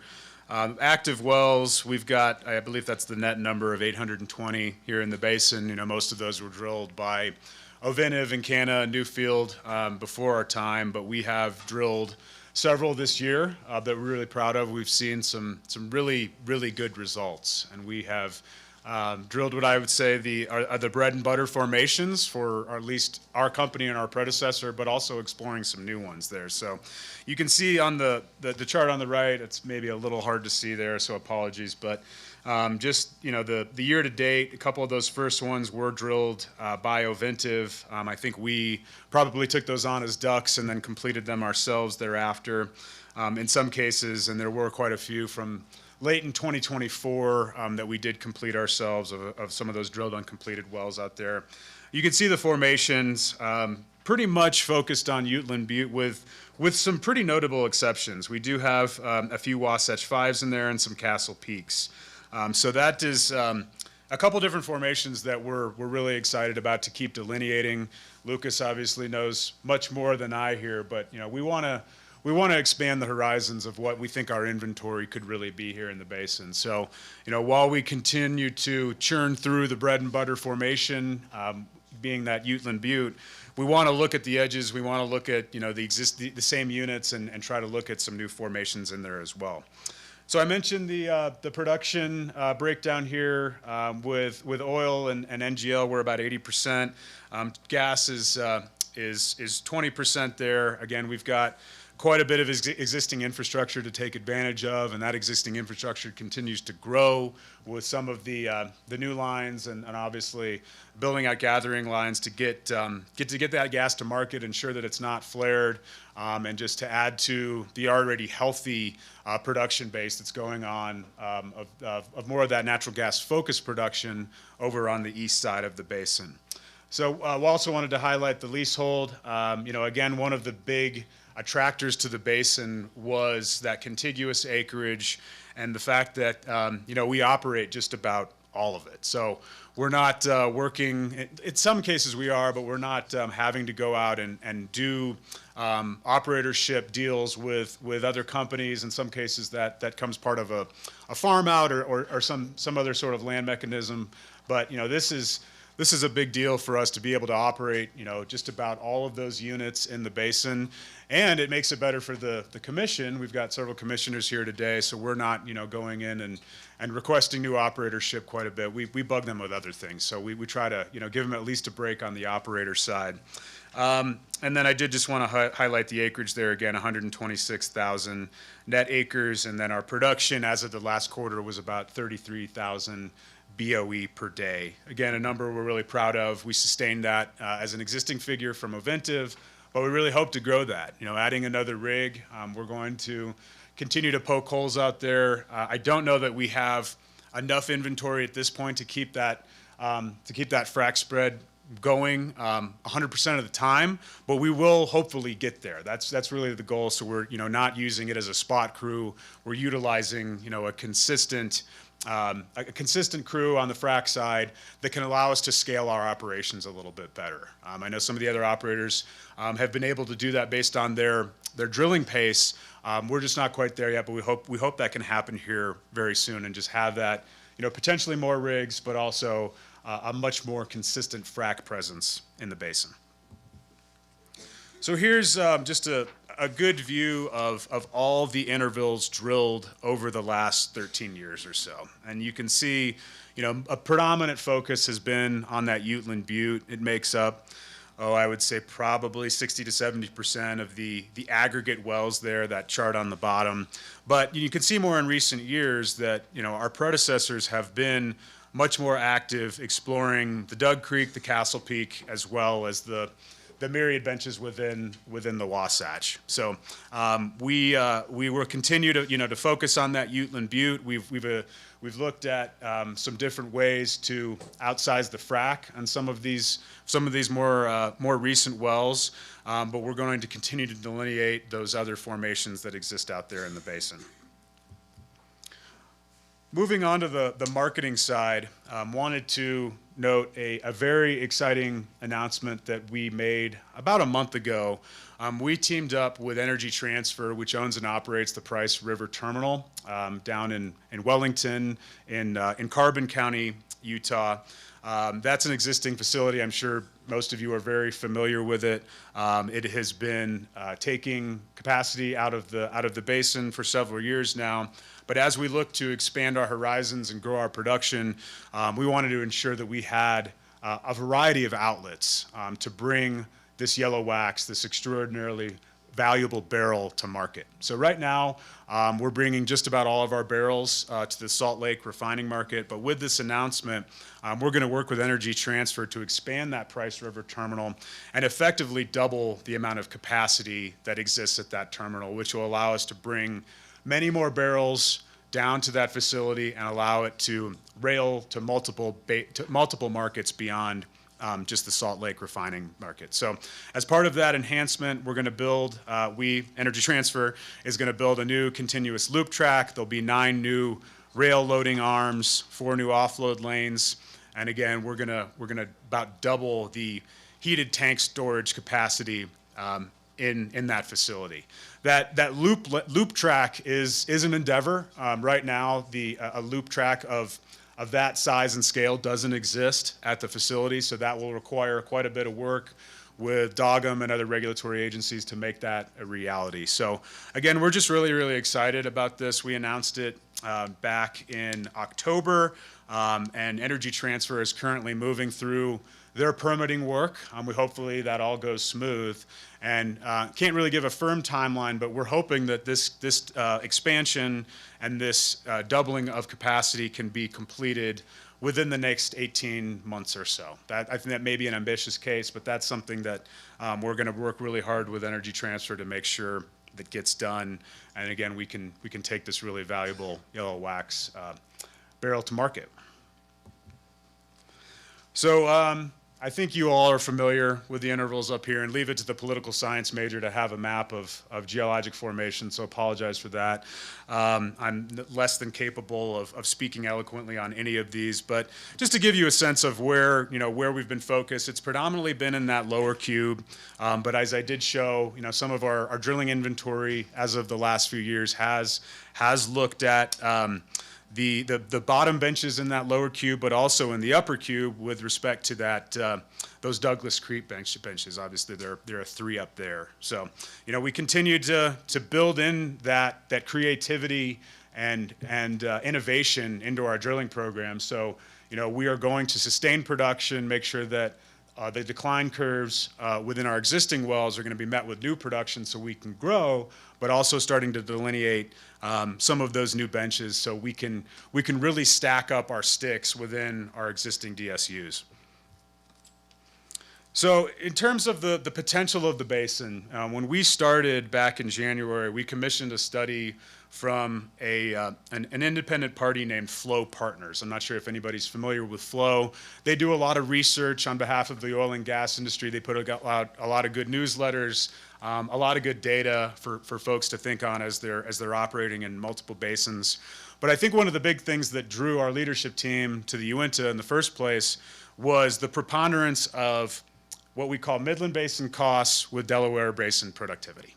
And that is really the heart of our economics when we look at how we grow production here in the basin. So the top chart there is courtesy of Enverus. That just shows how the Uinta Basin on a well cost basis is beating the Delaware quite handily, and it's really competitive with the Midland as well. So that is a huge piece. I mean, these are expensive wells. They're very technical. Obviously, there's a lot of delineation to come. But when you compare basin to basin on a normalized basis, from a cost standpoint, these really compete. Now, you'll probably notice that this is just well costs. It doesn't bring into account the marketing side. Obviously, a lot of the discounts that we see here in the basin come to the challenges bringing these barrels to market. But given the expansion that I just talked about at PRT, 4 Point, many other operators in the room here and others are looking at how we can expand that and take that discount down. That is a huge endeavor for us to ensure that we can exploit these well costs and we aren't drugged down by the marketing costs, which can really hurt the basin from a competitive standpoint with some of the most prolific basins in the basin, in the country. So on that bottom chart there, that's one that Flo put together. That one really compares your productivity on some of the benches within the Uinta. You can see the Doug Creek and the Wasatch 5 compared to some of the most prolific basins across the U.S., those being the Wolf Camp and the Delaware, and then some of the more prolific benches in the Midland Basin as well. So I think you all knew this, but it's great to see it on a chart, just showing the well costs, how those compete with the basins that are attracting so much capital and have over the last 5 to 10 years, with the Uinta, where you can compete on a well cost basis, and we're drilling just as good of wells. So Flo also looked at, what could the world be like in 5 to 10 years in the Uinta based on a full scale development. And they looked at every stick that's out there. So every inventory well that you could put on a map for our 4 Point and every other operator out there. And they had some pretty ambitious numbers. I think we have to disclaim those to some extent. Those obviously are associated with a regulatory pathway that allows those to come to fruition. It also presumes a marketing environment where we can continue to chip away at that discount and deliver these barrels to market in a much more consistent and cost competitive manner. So Flo thinks that the basin, if it really came to full development mode, could offset 25% of the declines from our most prolific basins in the country. That's a pretty astounding number. And when you look at the Permian, both the Midland and the Delaware sides, when you look at the Eagle Ford, the Bakken, I'm sure you've read a lot in the press that some of that production is starting to plateau. It's a little bit doom and gloom from some. It's more, I would say, rosy from others. But we like to say that the Uinta is one of really the few strong growth basins in the country that remains. For all the reasons that there's so many untapped benches and additional inventory out there that we think we can really hope to exploit it and again offset some of that decline.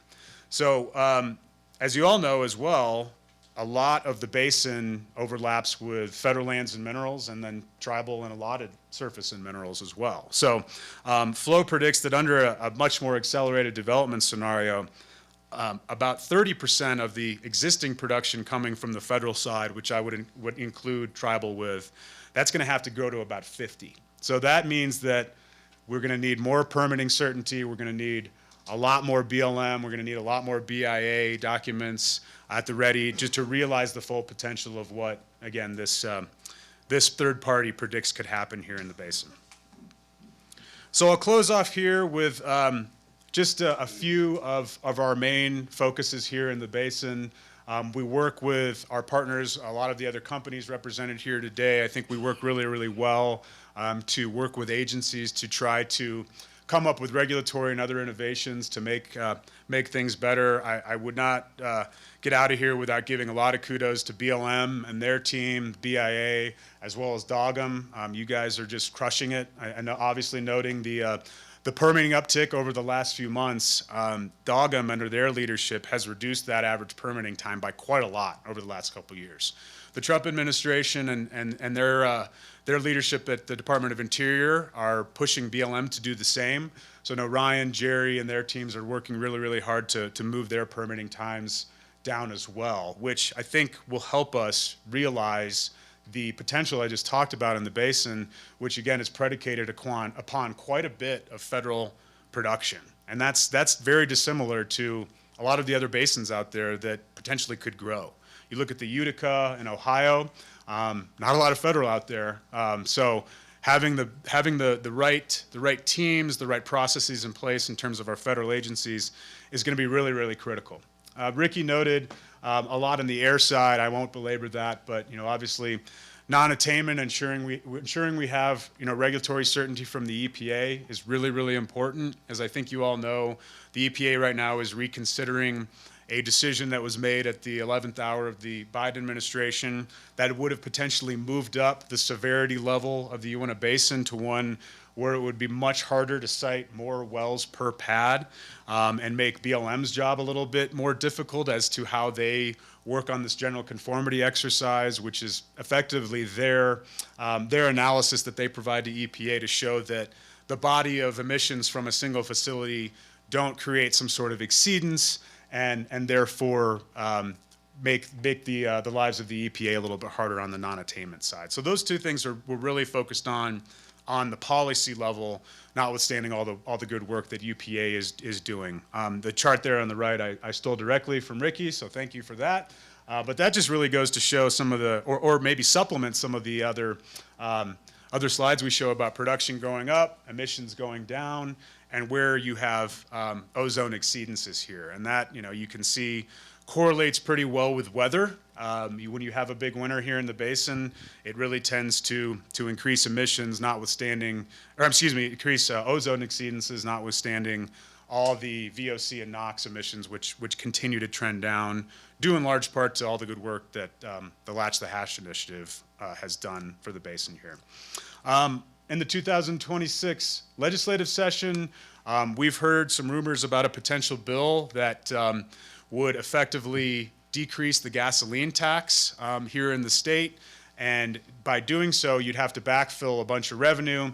And we've heard that revenue could be potentially backfilled by an increase in the finished products tax for the refiners, as well as a potential increase on the severance for operators out here in the basin. So this is one we're working really, really hard with Ricky to do the critical education with some of our legislators on what they may do to investment in the basin and could potentially do to undermine the growth potential I just talked about. So we're working really, really hard there. We spent some time in the Capitol yesterday, and this one wasn't really on my bingo card coming into the basin this year, but again, under the leadership of UPA and Ricky, we know we'll be able to address this legislation. On the Dogum side, on the regulatory piece there, we are working some respacing in front of the commission. I think that is not shocking to anyone here.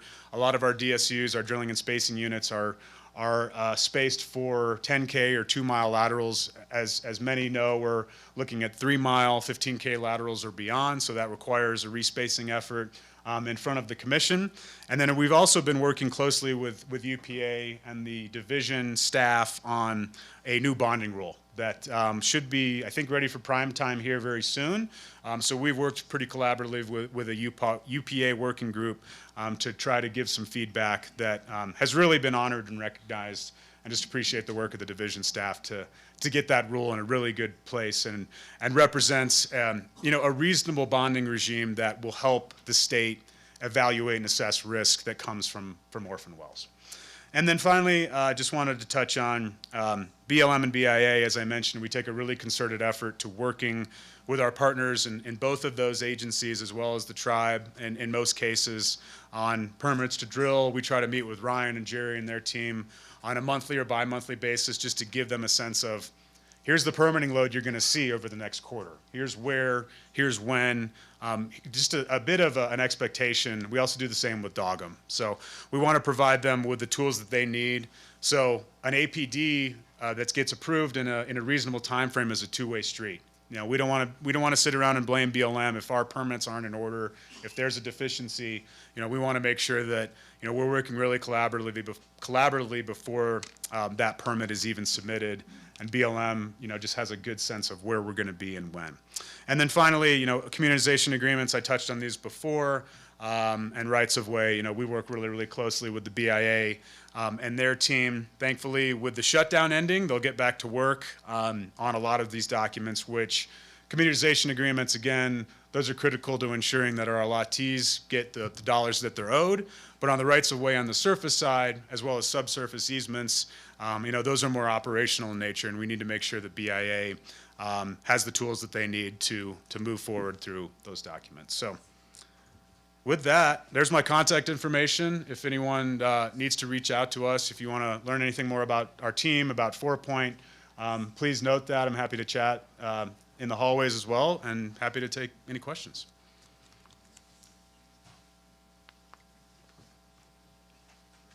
Okay. Well, thanks again. Thanks again, Bart. Thanks again, John.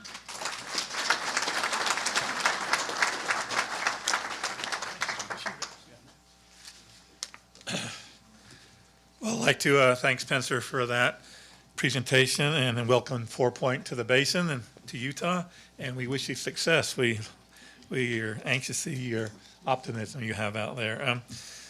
Also, we'd like to take our break right now, the second break of the day, so we'll convene at, let's say, 10:55. I want to thank Duchesne County for providing the food and the snacks, and Melissa Hughes, who got that all together, so appreciate their help. Thank you.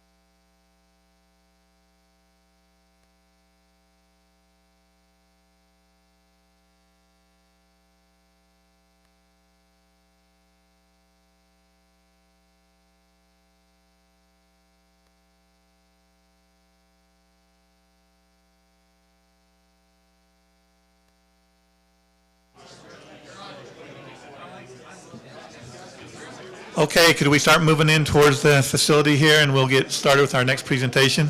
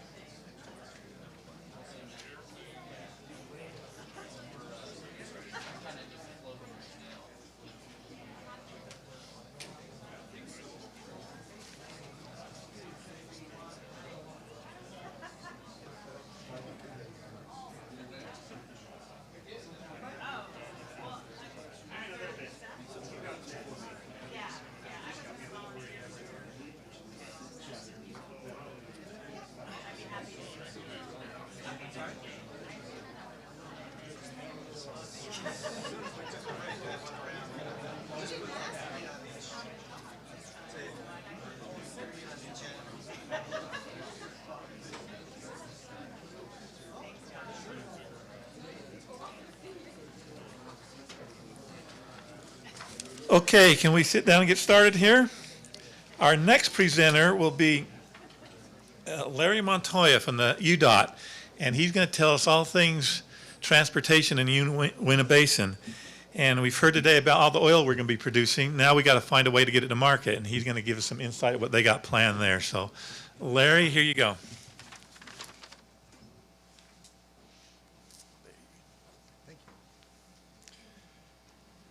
Good morning, everyone. My name's Larry Montoya. I'm a project manager in Region 3, which is the central portion of the state. I work out of the Orem office. And this morning, Bart was asking me, did I drive up this morning? And no, I didn't. Actually, I've been up here since Tuesday. I've had a whole bunch of meetings, and I always enjoy coming up here to the basin. It's great. It's nice to get out of the city.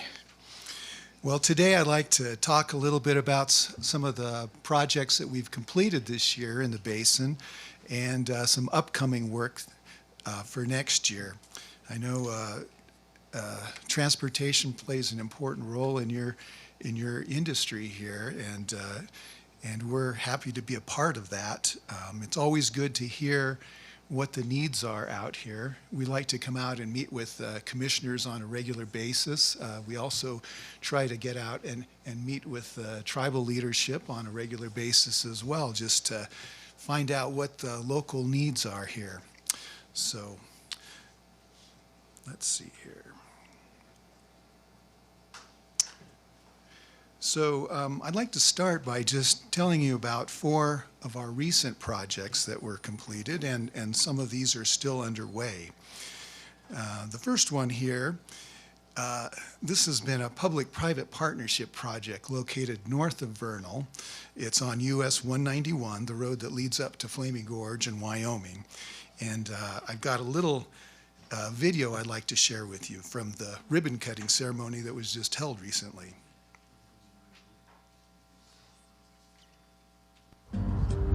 So thrilled to be up here today. You know, I think of the first time that Commissioner Van Tassel pulled me aside and said, Jim, you know, let me tell you about an issue and a project that's been on the books for a long time.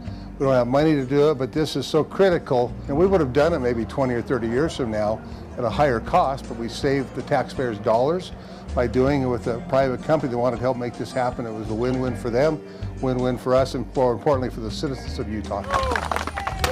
From Simplot's perspective, the way we were able to help contribute to this project is we moved over 10 million cubic yards of material to form this new highway corridor. For us being able to move that much material, then all of a sudden now it's feasible for UDOT to come in and say, okay, now we can construct this highway at a reasonable price and really have a much safer, better highway to go through here. It's night and day difference from the switchbacks that existed, and it's really going to make a difference, not only for safety, but for convenience. For UDOT, this was a 6-year process. From the very first time we were contacted by Simplot, they had a great idea, and it was a unique thing. We don't really have a playbook for public-private partnerships, and I just really appreciate the way our employees came together, and everybody should be proud. After we're done with the project, whether we're done mining or whether we're done building a section of highway, is we'll go back in, we'll recontour the ground, and then we'll add topsoil that we've stockpiled when we first started the project. We'll spread that topsoil back out over the ground,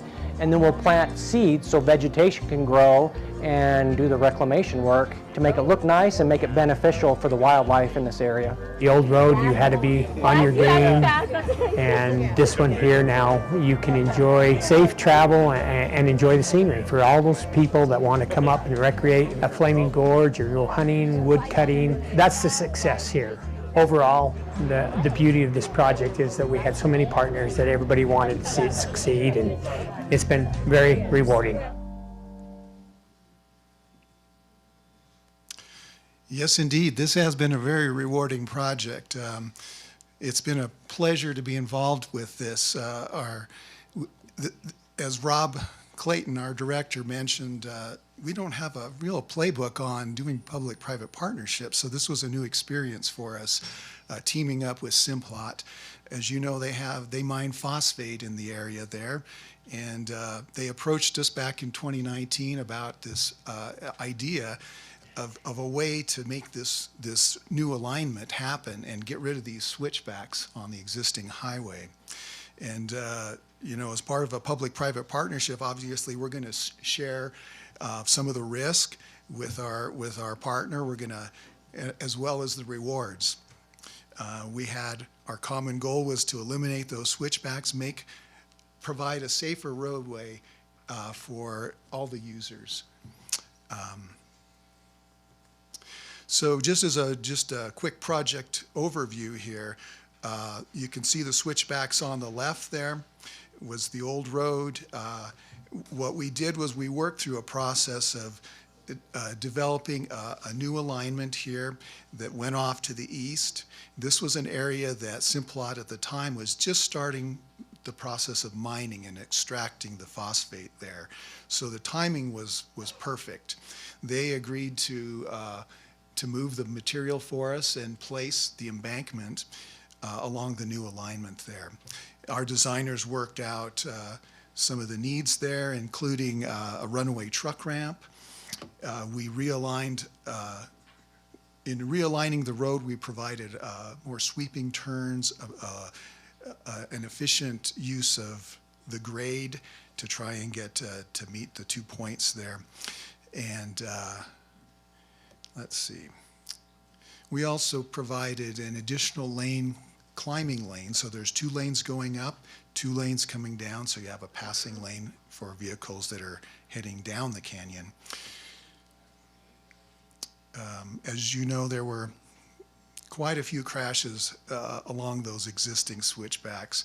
A lot of mixed-use traffic in the area, recreational traffic. It is a freight corridor. So there's a lot of trucking coming out of Wyoming and heading back that way. Steep grades, sharp turns. Safety was probably the priority for driving this project. There were, I believe it was about 15 serious crashes here involving trucks over the last 10 years. Simplot and UDOT, safety is part of our culture. It's an important part of what we try to accomplish. And many times You know, when something like this occurred, Simplot was the first responder on the site. They were up there helping, you know, administer aid until the authorities got there and we were able to get things taken care of. Another thing that Simplot did, which I was really impressed with over the years, you can see here the existing roadway alignment, the lower switchbacks which were replaced, and then there is a couple of more additional switchbacks as you head up north.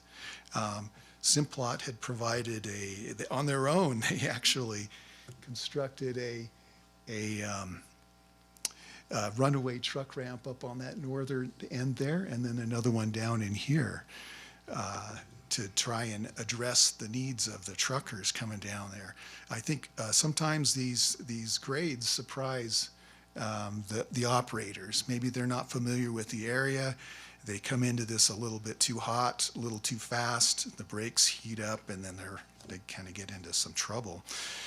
With our new alignment, though, I think we've come up with a good design that's going to help everyone.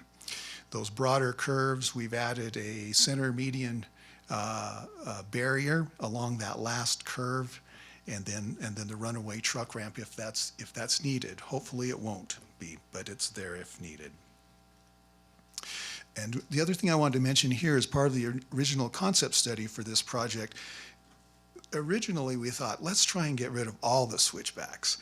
But in looking at it closer, it was deemed that it really wasn't possible to do that at this time and get Simplot's assistance in that.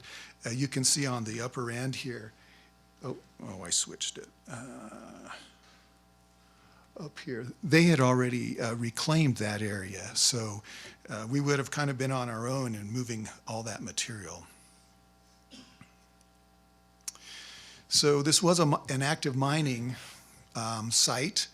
So this is a little unusual for UDOT. I mean, normally when we're designing a roadway or even a new roadway, the topography is static, right? I mean, we have a condition we're designing to, our model is based on that. In this case, it was very dynamic.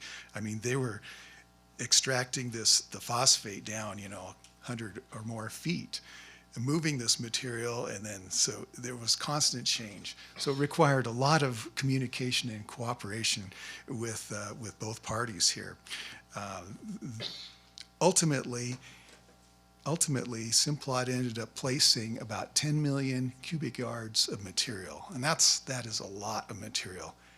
If you could imagine the volume of that, it would fill an 8-foot diameter pipe stretched from San Francisco all the way to New York. That's how much material.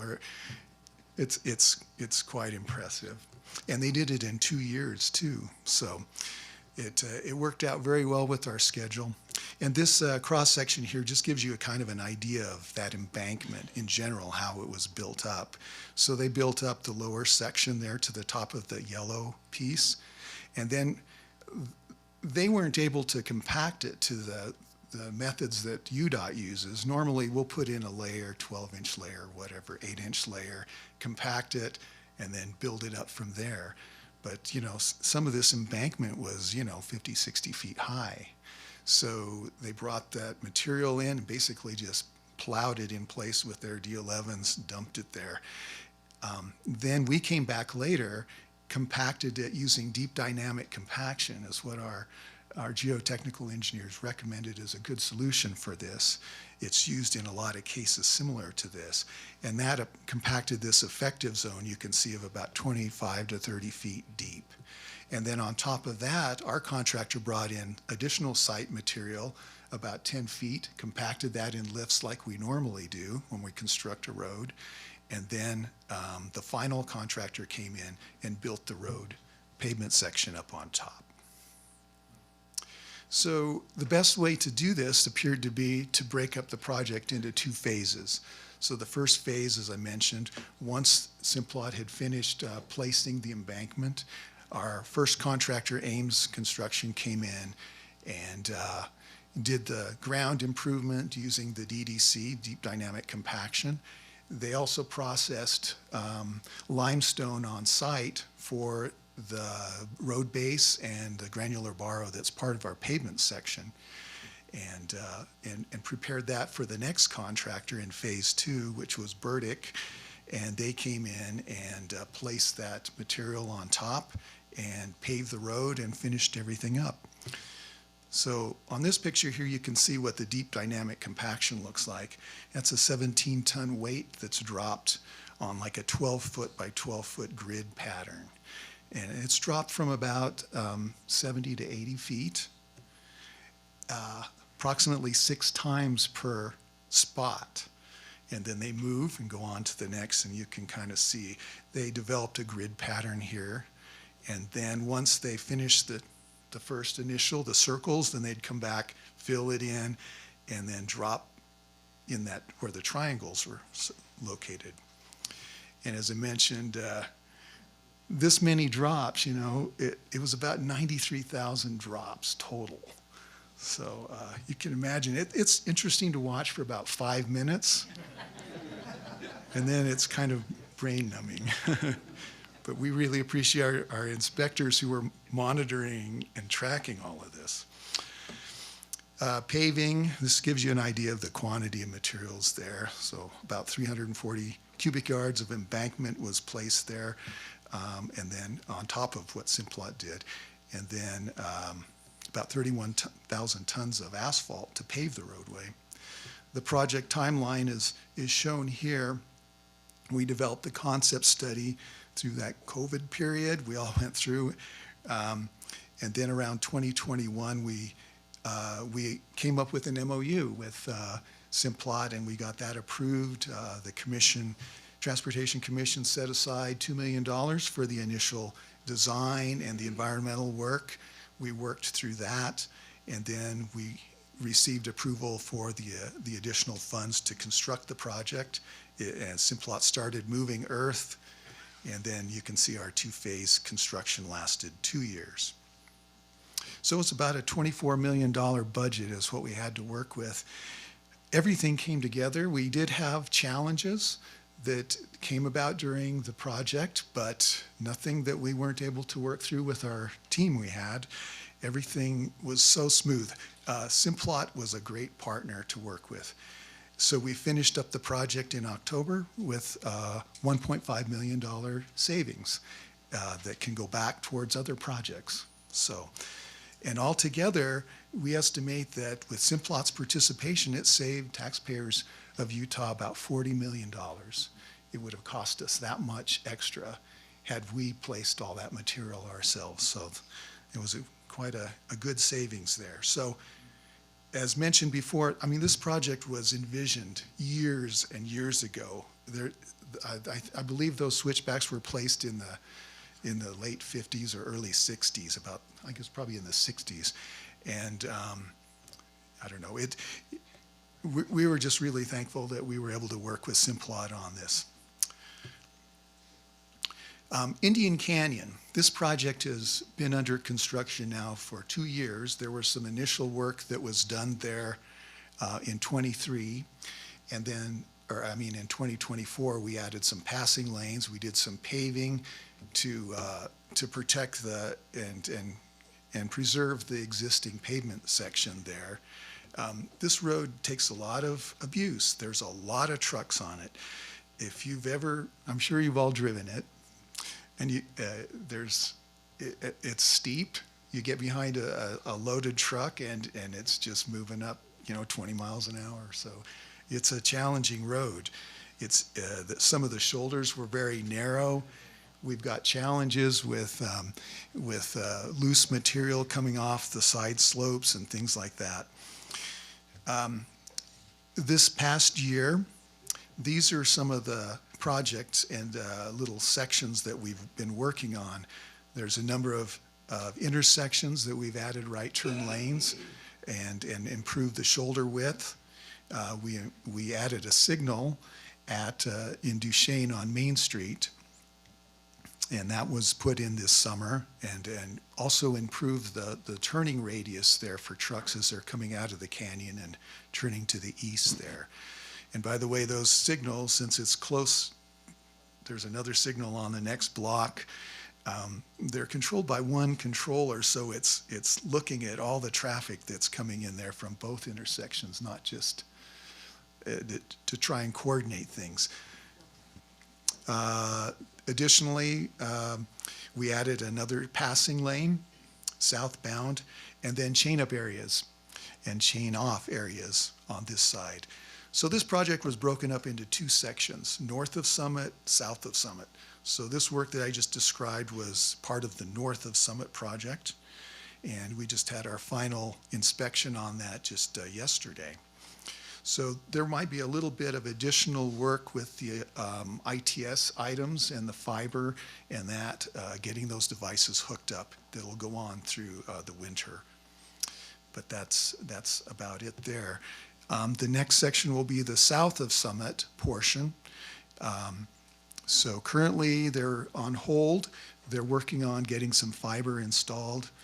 And speaking of fiber optics, this project will have fiber optic added all the way through from US 6 down to up to Duchesne. Additional work that's going to happen next year on this portion is number 7 there is some new pavement that's going to be added about 5 miles. We're going to widen the road, improve the shoulders to 6 feet wide. At the summit, we're going to be adding a 16-foot wide existing northbound and southbound brake check area for truckers. And then 3 northbound pull-off areas will be added as you continue south there. And, well, 3 northbound and 2 southbound ones will be added. Then additional chain-up areas for number 8 there. And then just additional paving, ITS fiber, weather reporting stations, and cameras, things like that will be added to the system as well. So our maintenance folks can monitor and see what's going on and what the needs are out there. Another important corridor is US 40. A few years ago, we developed a master plan for 40 that included improvements and trying to identify needs out there. I know if you drove this corridor probably 13, 14 years ago, it's changed a lot since then. There have been a lot of improvements. Mighton Bench was widened as you come into Roosevelt. We did some improvements a few years ago in the Strawberry Valley. Adding and extending passing and climbing lanes as you go up to Daniels Summit. We've tried to add, we call them a 2+1 lane configuration where we add a passing lane through a 2-lane section. So you got 2 lanes going, and then we'll reverse that down the road a ways. So we try to make sure that we're providing passing lane opportunities for vehicles on a regular basis so people don't get frustrated if they're behind a truck or whatever and make poor decisions. This is a project here. If you recall, there was a very short passing lane going westbound out from the Fruitland store. It was almost like just a parallel parking lane. It was so short. It was crazy. So that's going to be extended. It'll start at that Fruitland intersection and extend almost a mile down towards the west. And then coming eastbound from the view area that's there, in fact, let me just go to that slide, you can see. From the view area, as you come up that hill, there was a short passing lane, but it ended before you got to the summit of the crest of that hill. Well, we're going to extend that up past the crest there, past this intersection that you can see here on the left. Each of these intersections will be widened to provide left turn lanes and right turn lanes, so it's a little safer for people trying to get home. There's a lot of development out here, as you know, and that should make things a lot better for everyone. The project timeline on this, they started this project midsummer, and they were able to get the grading work done and the initial layer of asphalt on those widened sections. They're going to come back next year and put the final layer over the top of everything, stripe it, and then finish up all the additional work there. These are just some of the work that was completed this year. And they'll finish the striping on that. This next project is our Jurassic US 40 fiber optics project, which goes from Heber all the way to the Colorado state line. And I've got a little short video to tell you about this project. UDOT presents The Future of the Uinta Basin, Fiber Optics. From Heber City to the Colorado state line, Utah's Uinta Basin is home to the Northern Ute tribe and communities like Duchesne and Vernal. US 40 connects rural citizens of the Uinta Basin to the rest of the Utah community.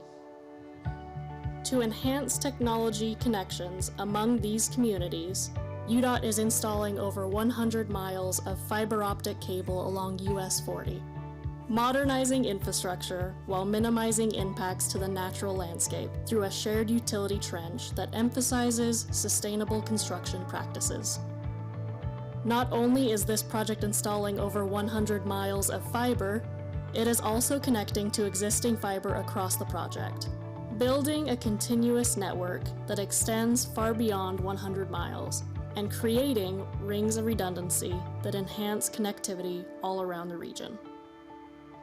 This fiber optic cable installation will improve broadband access for citizens along this major highway, allowing for easier and more reliable community connection from Heber City through the Uinta and Ouray Reservation to the Colorado state line.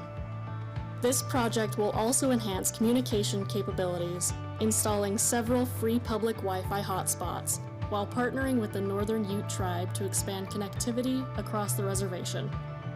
This communication infrastructure across US 40 will act as a foundation for other telecommunication companies to use for last-mile connectivity that will help reduce costs and impacts on the environment.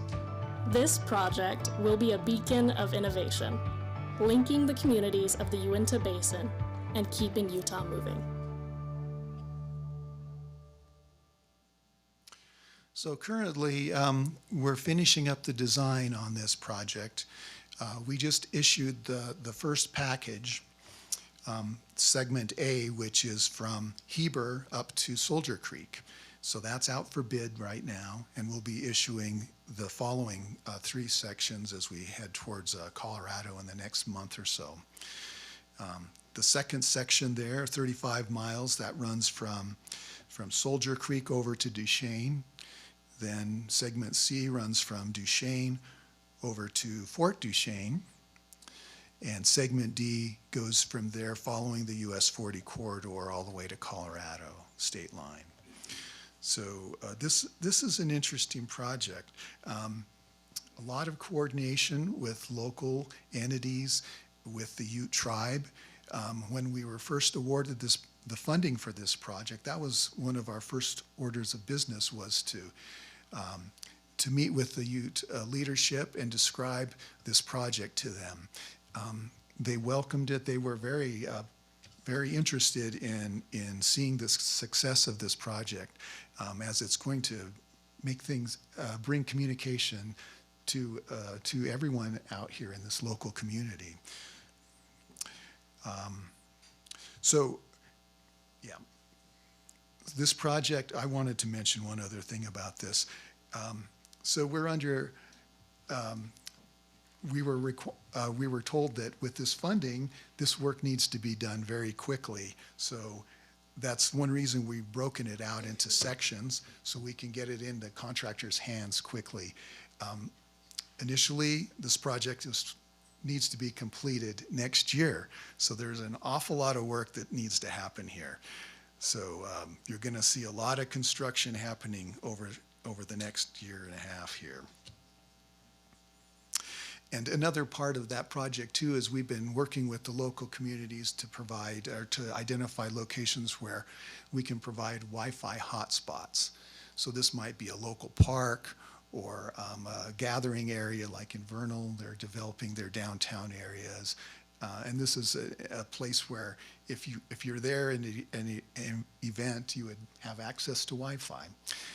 In addition, it'll connect all of our ITS devices along the roadway and also improve that functionality for everyone. If you go to the UDOT website, you can pull up a camera and see what the road condition is over there in Fruitland, or you'll be able to check it out as you head towards Colorado, or so forth. I'll just quickly go through some additional projects that are coming up next year. So we've got about 8 projects. I know in your industry, transportation is important, not only on state highways like the ones we've talked about, but also the local roadways. As materials are brought in to your wells, or you're hauling product out. So a number of things that are going to be happening. This just kind of shows, hopefully you can see that, but it just kind of gives you an idea of the areas where we've got projects going on. Some of these are small projects, like, for example, number 2, we're just replacing that box culvert that's just north of 40 on Highway 87. It's very close and narrow there to the edges of the road. That's going to be replaced. Let's see. If you have any questions on any of these, I'd be happy to get you more information on that, or you can go to the UDOT website as well and find out more about these. There's a number of local government projects that will be underway next year as well. 7500 East in Fort Duchesne. That road has very narrow shoulders. It's going to be widened to provide a little bit better roadway surface there, and also thickened up. It's going to be improved so we have a stronger roadway section there to handle all the trucks. So this is the locations of some of these projects. The one up on the upper right corner, that's Browns Park. An additional work is going to be happening there next year as well, as part of a phased program over the last probably 6-7 years. And then we have a number of sidewalk and trail projects throughout the basin as well. Some of these have recently been completed. Like this is a picture of the Discovery Park, Discovery School Trail that's near there. The Naples Trail was just completed. Cottonwood Trail over there in Roosevelt was completed last year. So next year we're looking at some improvements up in Daggett County, up near Manila on Highway 43. They're gonna install a multi-use trail along the roadway there. That's one that's going to be an interesting there. And there's information, or the website for UDOT, and you can look up any project information, anything you'd like to learn about any of the projects throughout the state. And my email address, if I can do anything or provide you with any information or a contact if you need to speak with someone at UDOT. But we stand ready to work with you all, and it was good to be here today with you to learn a little bit about your group and find out what some of your needs are. So, does anyone have any questions? Yes. Give me just a second, Mike. I'll come with the microphone. Everybody likes speaking in the microphone. With the good news that 4-Star gave us about the doubling capacity at PRT, is the improvements that are being made to Indian Canyon right now, is that going to be able to deal with that increased traffic? Yes, yes. Excellent. I'm amazed at all the trucks, that go through Duchesne. Any other questions? Again, if anything comes to mind in the future, or if you'd like additional information, just get a hold of me. So thank you all. It was a pleasure being here with you today.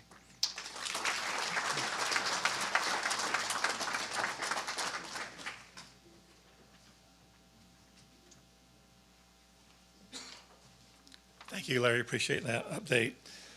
Right now, we'll hear from Dr. Seth Lyman, and he's going to give us an update on the Uinta Basin Ozone Working Group. So thank you, Dr. Lyman. Hi, I don't have any slides today, so hopefully that makes it faster. and you can just focus on me, I guess, instead of the screen. There's a few things and kind of announcements that I'll bring up. One is that Ricky mentioned it, but our ozone alert program is starting December 1st. So that's where we just forecast when we'll have impaired air quality in the wintertime or when we might have it. And my coworker, John Lawson, over here is our chief forecaster. He's also our only forecaster. We're not that big, but he does a great job, and he's developed a quantitative forecasting system that also gives confidence in the forecast, and it can forecast impaired air quality up to 2 weeks out. So, and as Ricky also mentioned, then we have an email list that will send emails out to. If you're not on that list, email me. It's seth.lyman@usu.edu, or you can just email or Google Seth Lyman USU and you'll find me. John and students working with John have also put together a new website called basinwx.com, and we actually have cool like little cards to hand out, and I forgot them all. John, did you bring some? Oh, John brought some, so get some from John over here. basinwx.com. The website functionality is increasing over time, but we've got basic functionality today. Yeah, John will just throw them over the crowd like at a sporting event. And the idea of the website, it'll have real-time air quality. We have an old website, ubair.usu.edu. It is in the process of replacing that, but this one or both will be up. So you can look at what's the air quality now. They'll be putting frequent forecast updates on there. They have a road weather feature that's, I think, functional now. And so go to there and check that out. So please sign up for that program. And why does it matter? Because when it comes to wintertime ozone, then emissions of pollution that happen in the Uinta Basin really only matter during the periods when we have the right conditions for wintertime ozone. So we need to reduce pollution when it matters most. And so this can help us know when it's going to matter most. Okay, so that's number one. Announcement number two, the Ozone Working Group is having a meeting on December 10th at 2 p.m. If you're not part of that group and want to be, then again, send me an email. That's the way you sign up. We talk about regulatory developments, scientific developments, and other stuff related to winter ozone in more detail than you care for me to do here, I guess. And so again, just email me to be part of either one of those programs, seth.lyman@usu.edu. Okay, that's number two. Number three, some of you who are part of the Ozone Working Group got an email from me yesterday, but the USU's Engineering College is starting an energy engineering program, including faculty that will be associated with our group, the Bingham Research Center at the Vernal campus, in different areas of energy, but including what they call conventional energy, oil and gas and coal, and energy policy and things like that. So if you or someone you know has a PhD in engineering and wants to work at USU, we'd love to have you apply. Okay, that's that one. And if you don't know about that, again, send me an email if you can't find the information about that. And then the last thing, Ricky's panel, everyone kind of talked about how the the emissions picture in the Uinta Basin is changing for the better. And as that industry changes, we and stakeholders we work with, including folks in industry, regulatory agencies, and so on, we're worried that a lot of the data that we have about what's happening with pollution emissions from the oil and gas industry is no longer relevant because the industry is so different than it was even just 5 to 7 years ago. And so we're kind of in the scheming phase of a large-scale emissions study, and we will need help from the industry, from the oil and gas industry, as far as providing data and access and working with us to make sure what conclusions we draw are accurate and things like that. So I'm not making the ask now, I'm just warning you. I'm hopefully greasing wheels so that you're willing to help us with that and work with us on that in the future, because it's hard for us to do that kind of work, anything related to emissions, without industry input, making sure that we draw the right conclusions and also getting access to sites and data. So that maybe we'll have more about that at the March meeting. I think that's all I've got. Anybody have any questions? Great, thanks. and get from John the Basin WX little cards and go to our new website. Dr. Lyman, we appreciate your work you do with air quality out here. It's a big part of what we do. So right now, I've given some time some individuals who want to talk. So keeping along the tone of air quality, Sheila Vance from the Department of Air Quality is going to speak with us for a little bit.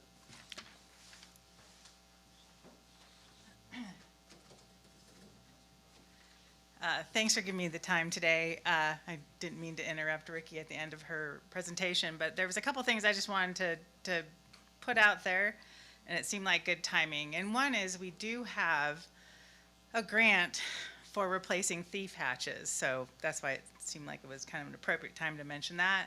I think I've talked about it here before. It is open, and I know there's been a lot of questions and such, but basically it's an opportunity. It's a grant we received from the Environmental Protection Agency as part of, originally it was part of the Infrastructure Act, and it has to do with reducing methane. So that was a grant we received, and we have the opportunity to replace probably up to 800 thief hatches. So if you go to our website, at the Division of Environmental, or the Department of Environmental Quality, you can just kind of search Uinta Basin grants, and you'll see that. And also, pretty shortly, I think we'll be out here talking about the marginal well closure grant that we also received federal dollars from DOE for. And again, the idea is these are wells that are on the margin, and perhaps people are ready to close them, and this is an opportunity to look for funds to do that. And again, information for that is on our website. So I wanted to mention those. A couple things, we've mentioned non-attainment a few times, and I've talked about it many times, but we do know that EPA is actively working on the reconsideration of the moderate non-attainment status. So we're hoping to see that Q1, so basically sometime January, February timeframe. Hopefully we'll see a proposal on that from EPA. They've had other priorities, unfortunately, but we're keeping our fingers crossed. We'll see that soon. Another thing, our compliance group, our oil and gas compliance group, and I think hopefully some of you will receive direct emails from Rick Ombach in our office, but he is going to hold a training exercise, so to speak, on December 9th, Tuesday, December 9th, at 1 o'clock at the Roosevelt USU Extension. It's an opportunity where he and his inspectors are going to walk through what we call our 500 series oil and gas rules for the state. So it's just an opportunity for operators to come and have kind of a very, hopefully casual, but we'll walk through the rules and you'll be able to ask questions and for clarifications and such. So again, that's December 9th. At 1 o'clock at the Roosevelt USU Extension. And again, hopefully you'll see some personal emails from Rick Ombach on that. Oh, and the one thing I just wanted to mention too, which is the reason I raised my hand, Ricky talked about we use a 30% failure rate on leaks in the basin in our emissions inventory, and that was the number we used in 2017. The way we get that number is we utilize our inspection reports from our inspectors as they go out and use the cameras and what they see. We kind of look at the data they get in a year, and we assign kind of what we call our tank control effectiveness. So we look at failure rates based upon the leaks that they see when they go out. And I will say in our 2023 inventory, that number went to 14%. So again, just wanted to reiterate and thank you all for all the hard work you're doing. And we're definitely seeing that's, a 50% reduction in 6 years. That was the 2017 inventory to the 2023 inventory. So again, we are seeing all the great work you guys are doing, and we appreciate it. And I think we're, as Seth mentioned, we're starting, we're seeing it in the monitors, we're seeing it in the emission reductions. And so I just wanted to reiterate all the great work you're doing, and thank you. That's all I had. Thank you, Sheila. Now I've turned some time over to Dr. Ting Zhao from EGI, and following her, we'll also have Alan Walker make an announcement from EGI.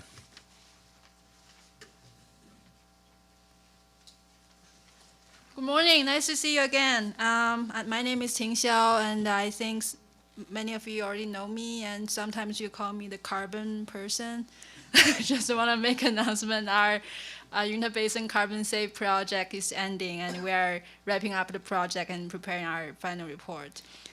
Today, I just wanted to announce my last task, and we are doing our second year survey about potential risks of developing a carbon storage project in the basin. And last year, I believe some of you still remember, I made a presentation a few months ago, and we made a joke about stacks when workers are working in the fields. And if you can take some time to participate in our survey this year, it's really appreciated because it's very important for us to know some thoughts from experts in related industry, and especially many of you are living in the basin. It's very important for us to know what you think, and that really helps us to improve our research and make great suggestions for potential development. And if you take our survey, you receive a gift from our project. Thank you so much. I will pass the flyers to you in a short time. Thank you.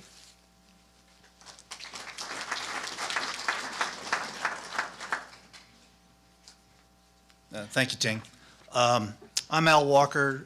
In addition to my role at the board, I'm a full-time petroleum engineer at the Energy and Geoscience Institute at the University of Utah. And I wanted to make an announcement about our upcoming annual technical conference. I've put some flyers out on the tables, so if you're interested, you could grab one of those. There are four things that EGI works on at the University of Utah. That's traditional oil and gas, that's carbon sequestration, that's geothermal, and now we've started working on critical minerals that can be like extracted from brines and things like that. And in your operations.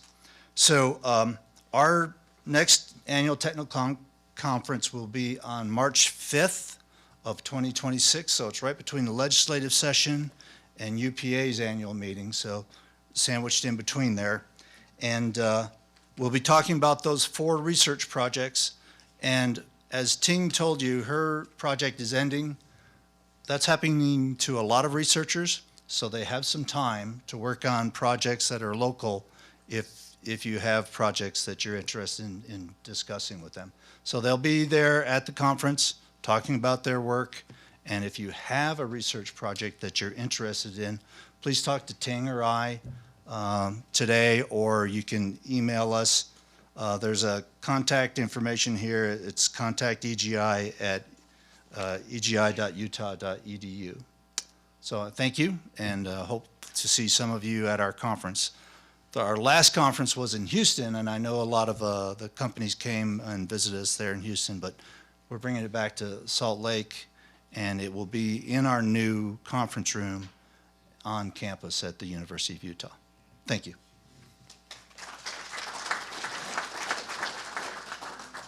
Thank you, Al and Ting.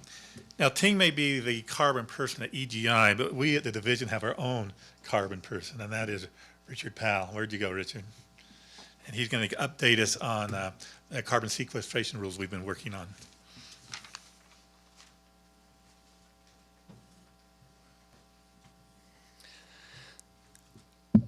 Ting, you can keep the title as a carbon person. I'm not sure I want that exactly, but so I'm Richard Powell. I'm with the Division of Oil, Gas, and Mining. I oversee the UIC program, the Underground Injection Control. And I'm not going to go into any details about the carbon sequestration wells. If anybody has any questions about that, grab me in the hallway and you can ask. But I'll give you an update. For about 2.5 years, we have been working on acquiring primacy from the EPA to administer a Class 6 well program for the sequestration of carbon dioxide. Right now, it's gone really well so far. In July, our rule was was finalized and accepted by the state, so that's on there. That can be viewed on our website or administrative rules. At this time, our application is completely built for EPA primacy. We are in a public comment period that's actually open until basically December 8th. On December 8th, we will have a public hearing to close that comment period. And at this point, we haven't received any negative comments at this time. And if we don't receive any substantive comments that we'll need to address, then we will be submitting our primacy application to the EPA in mid-December. At that point, it will be in the EPA's hand. They've told me their turnaround time will be fairly quick, maybe 2 to 3 months. And so I don't know that for sure, but that's what I've been told. If anybody has any questions, we're really excited to have this project it's moved along really well, and so we're really close, and we're seeing a light at the end of the tunnel to get primacy. So anyway, thank you. Okay. Thank you, Richard. Now, this time we can open it up to anyone else who will have some things to say or want to collaborate with anyone that's here. We have federal, state, county people here, so this is your time. No go, huh? You're just hungry, right?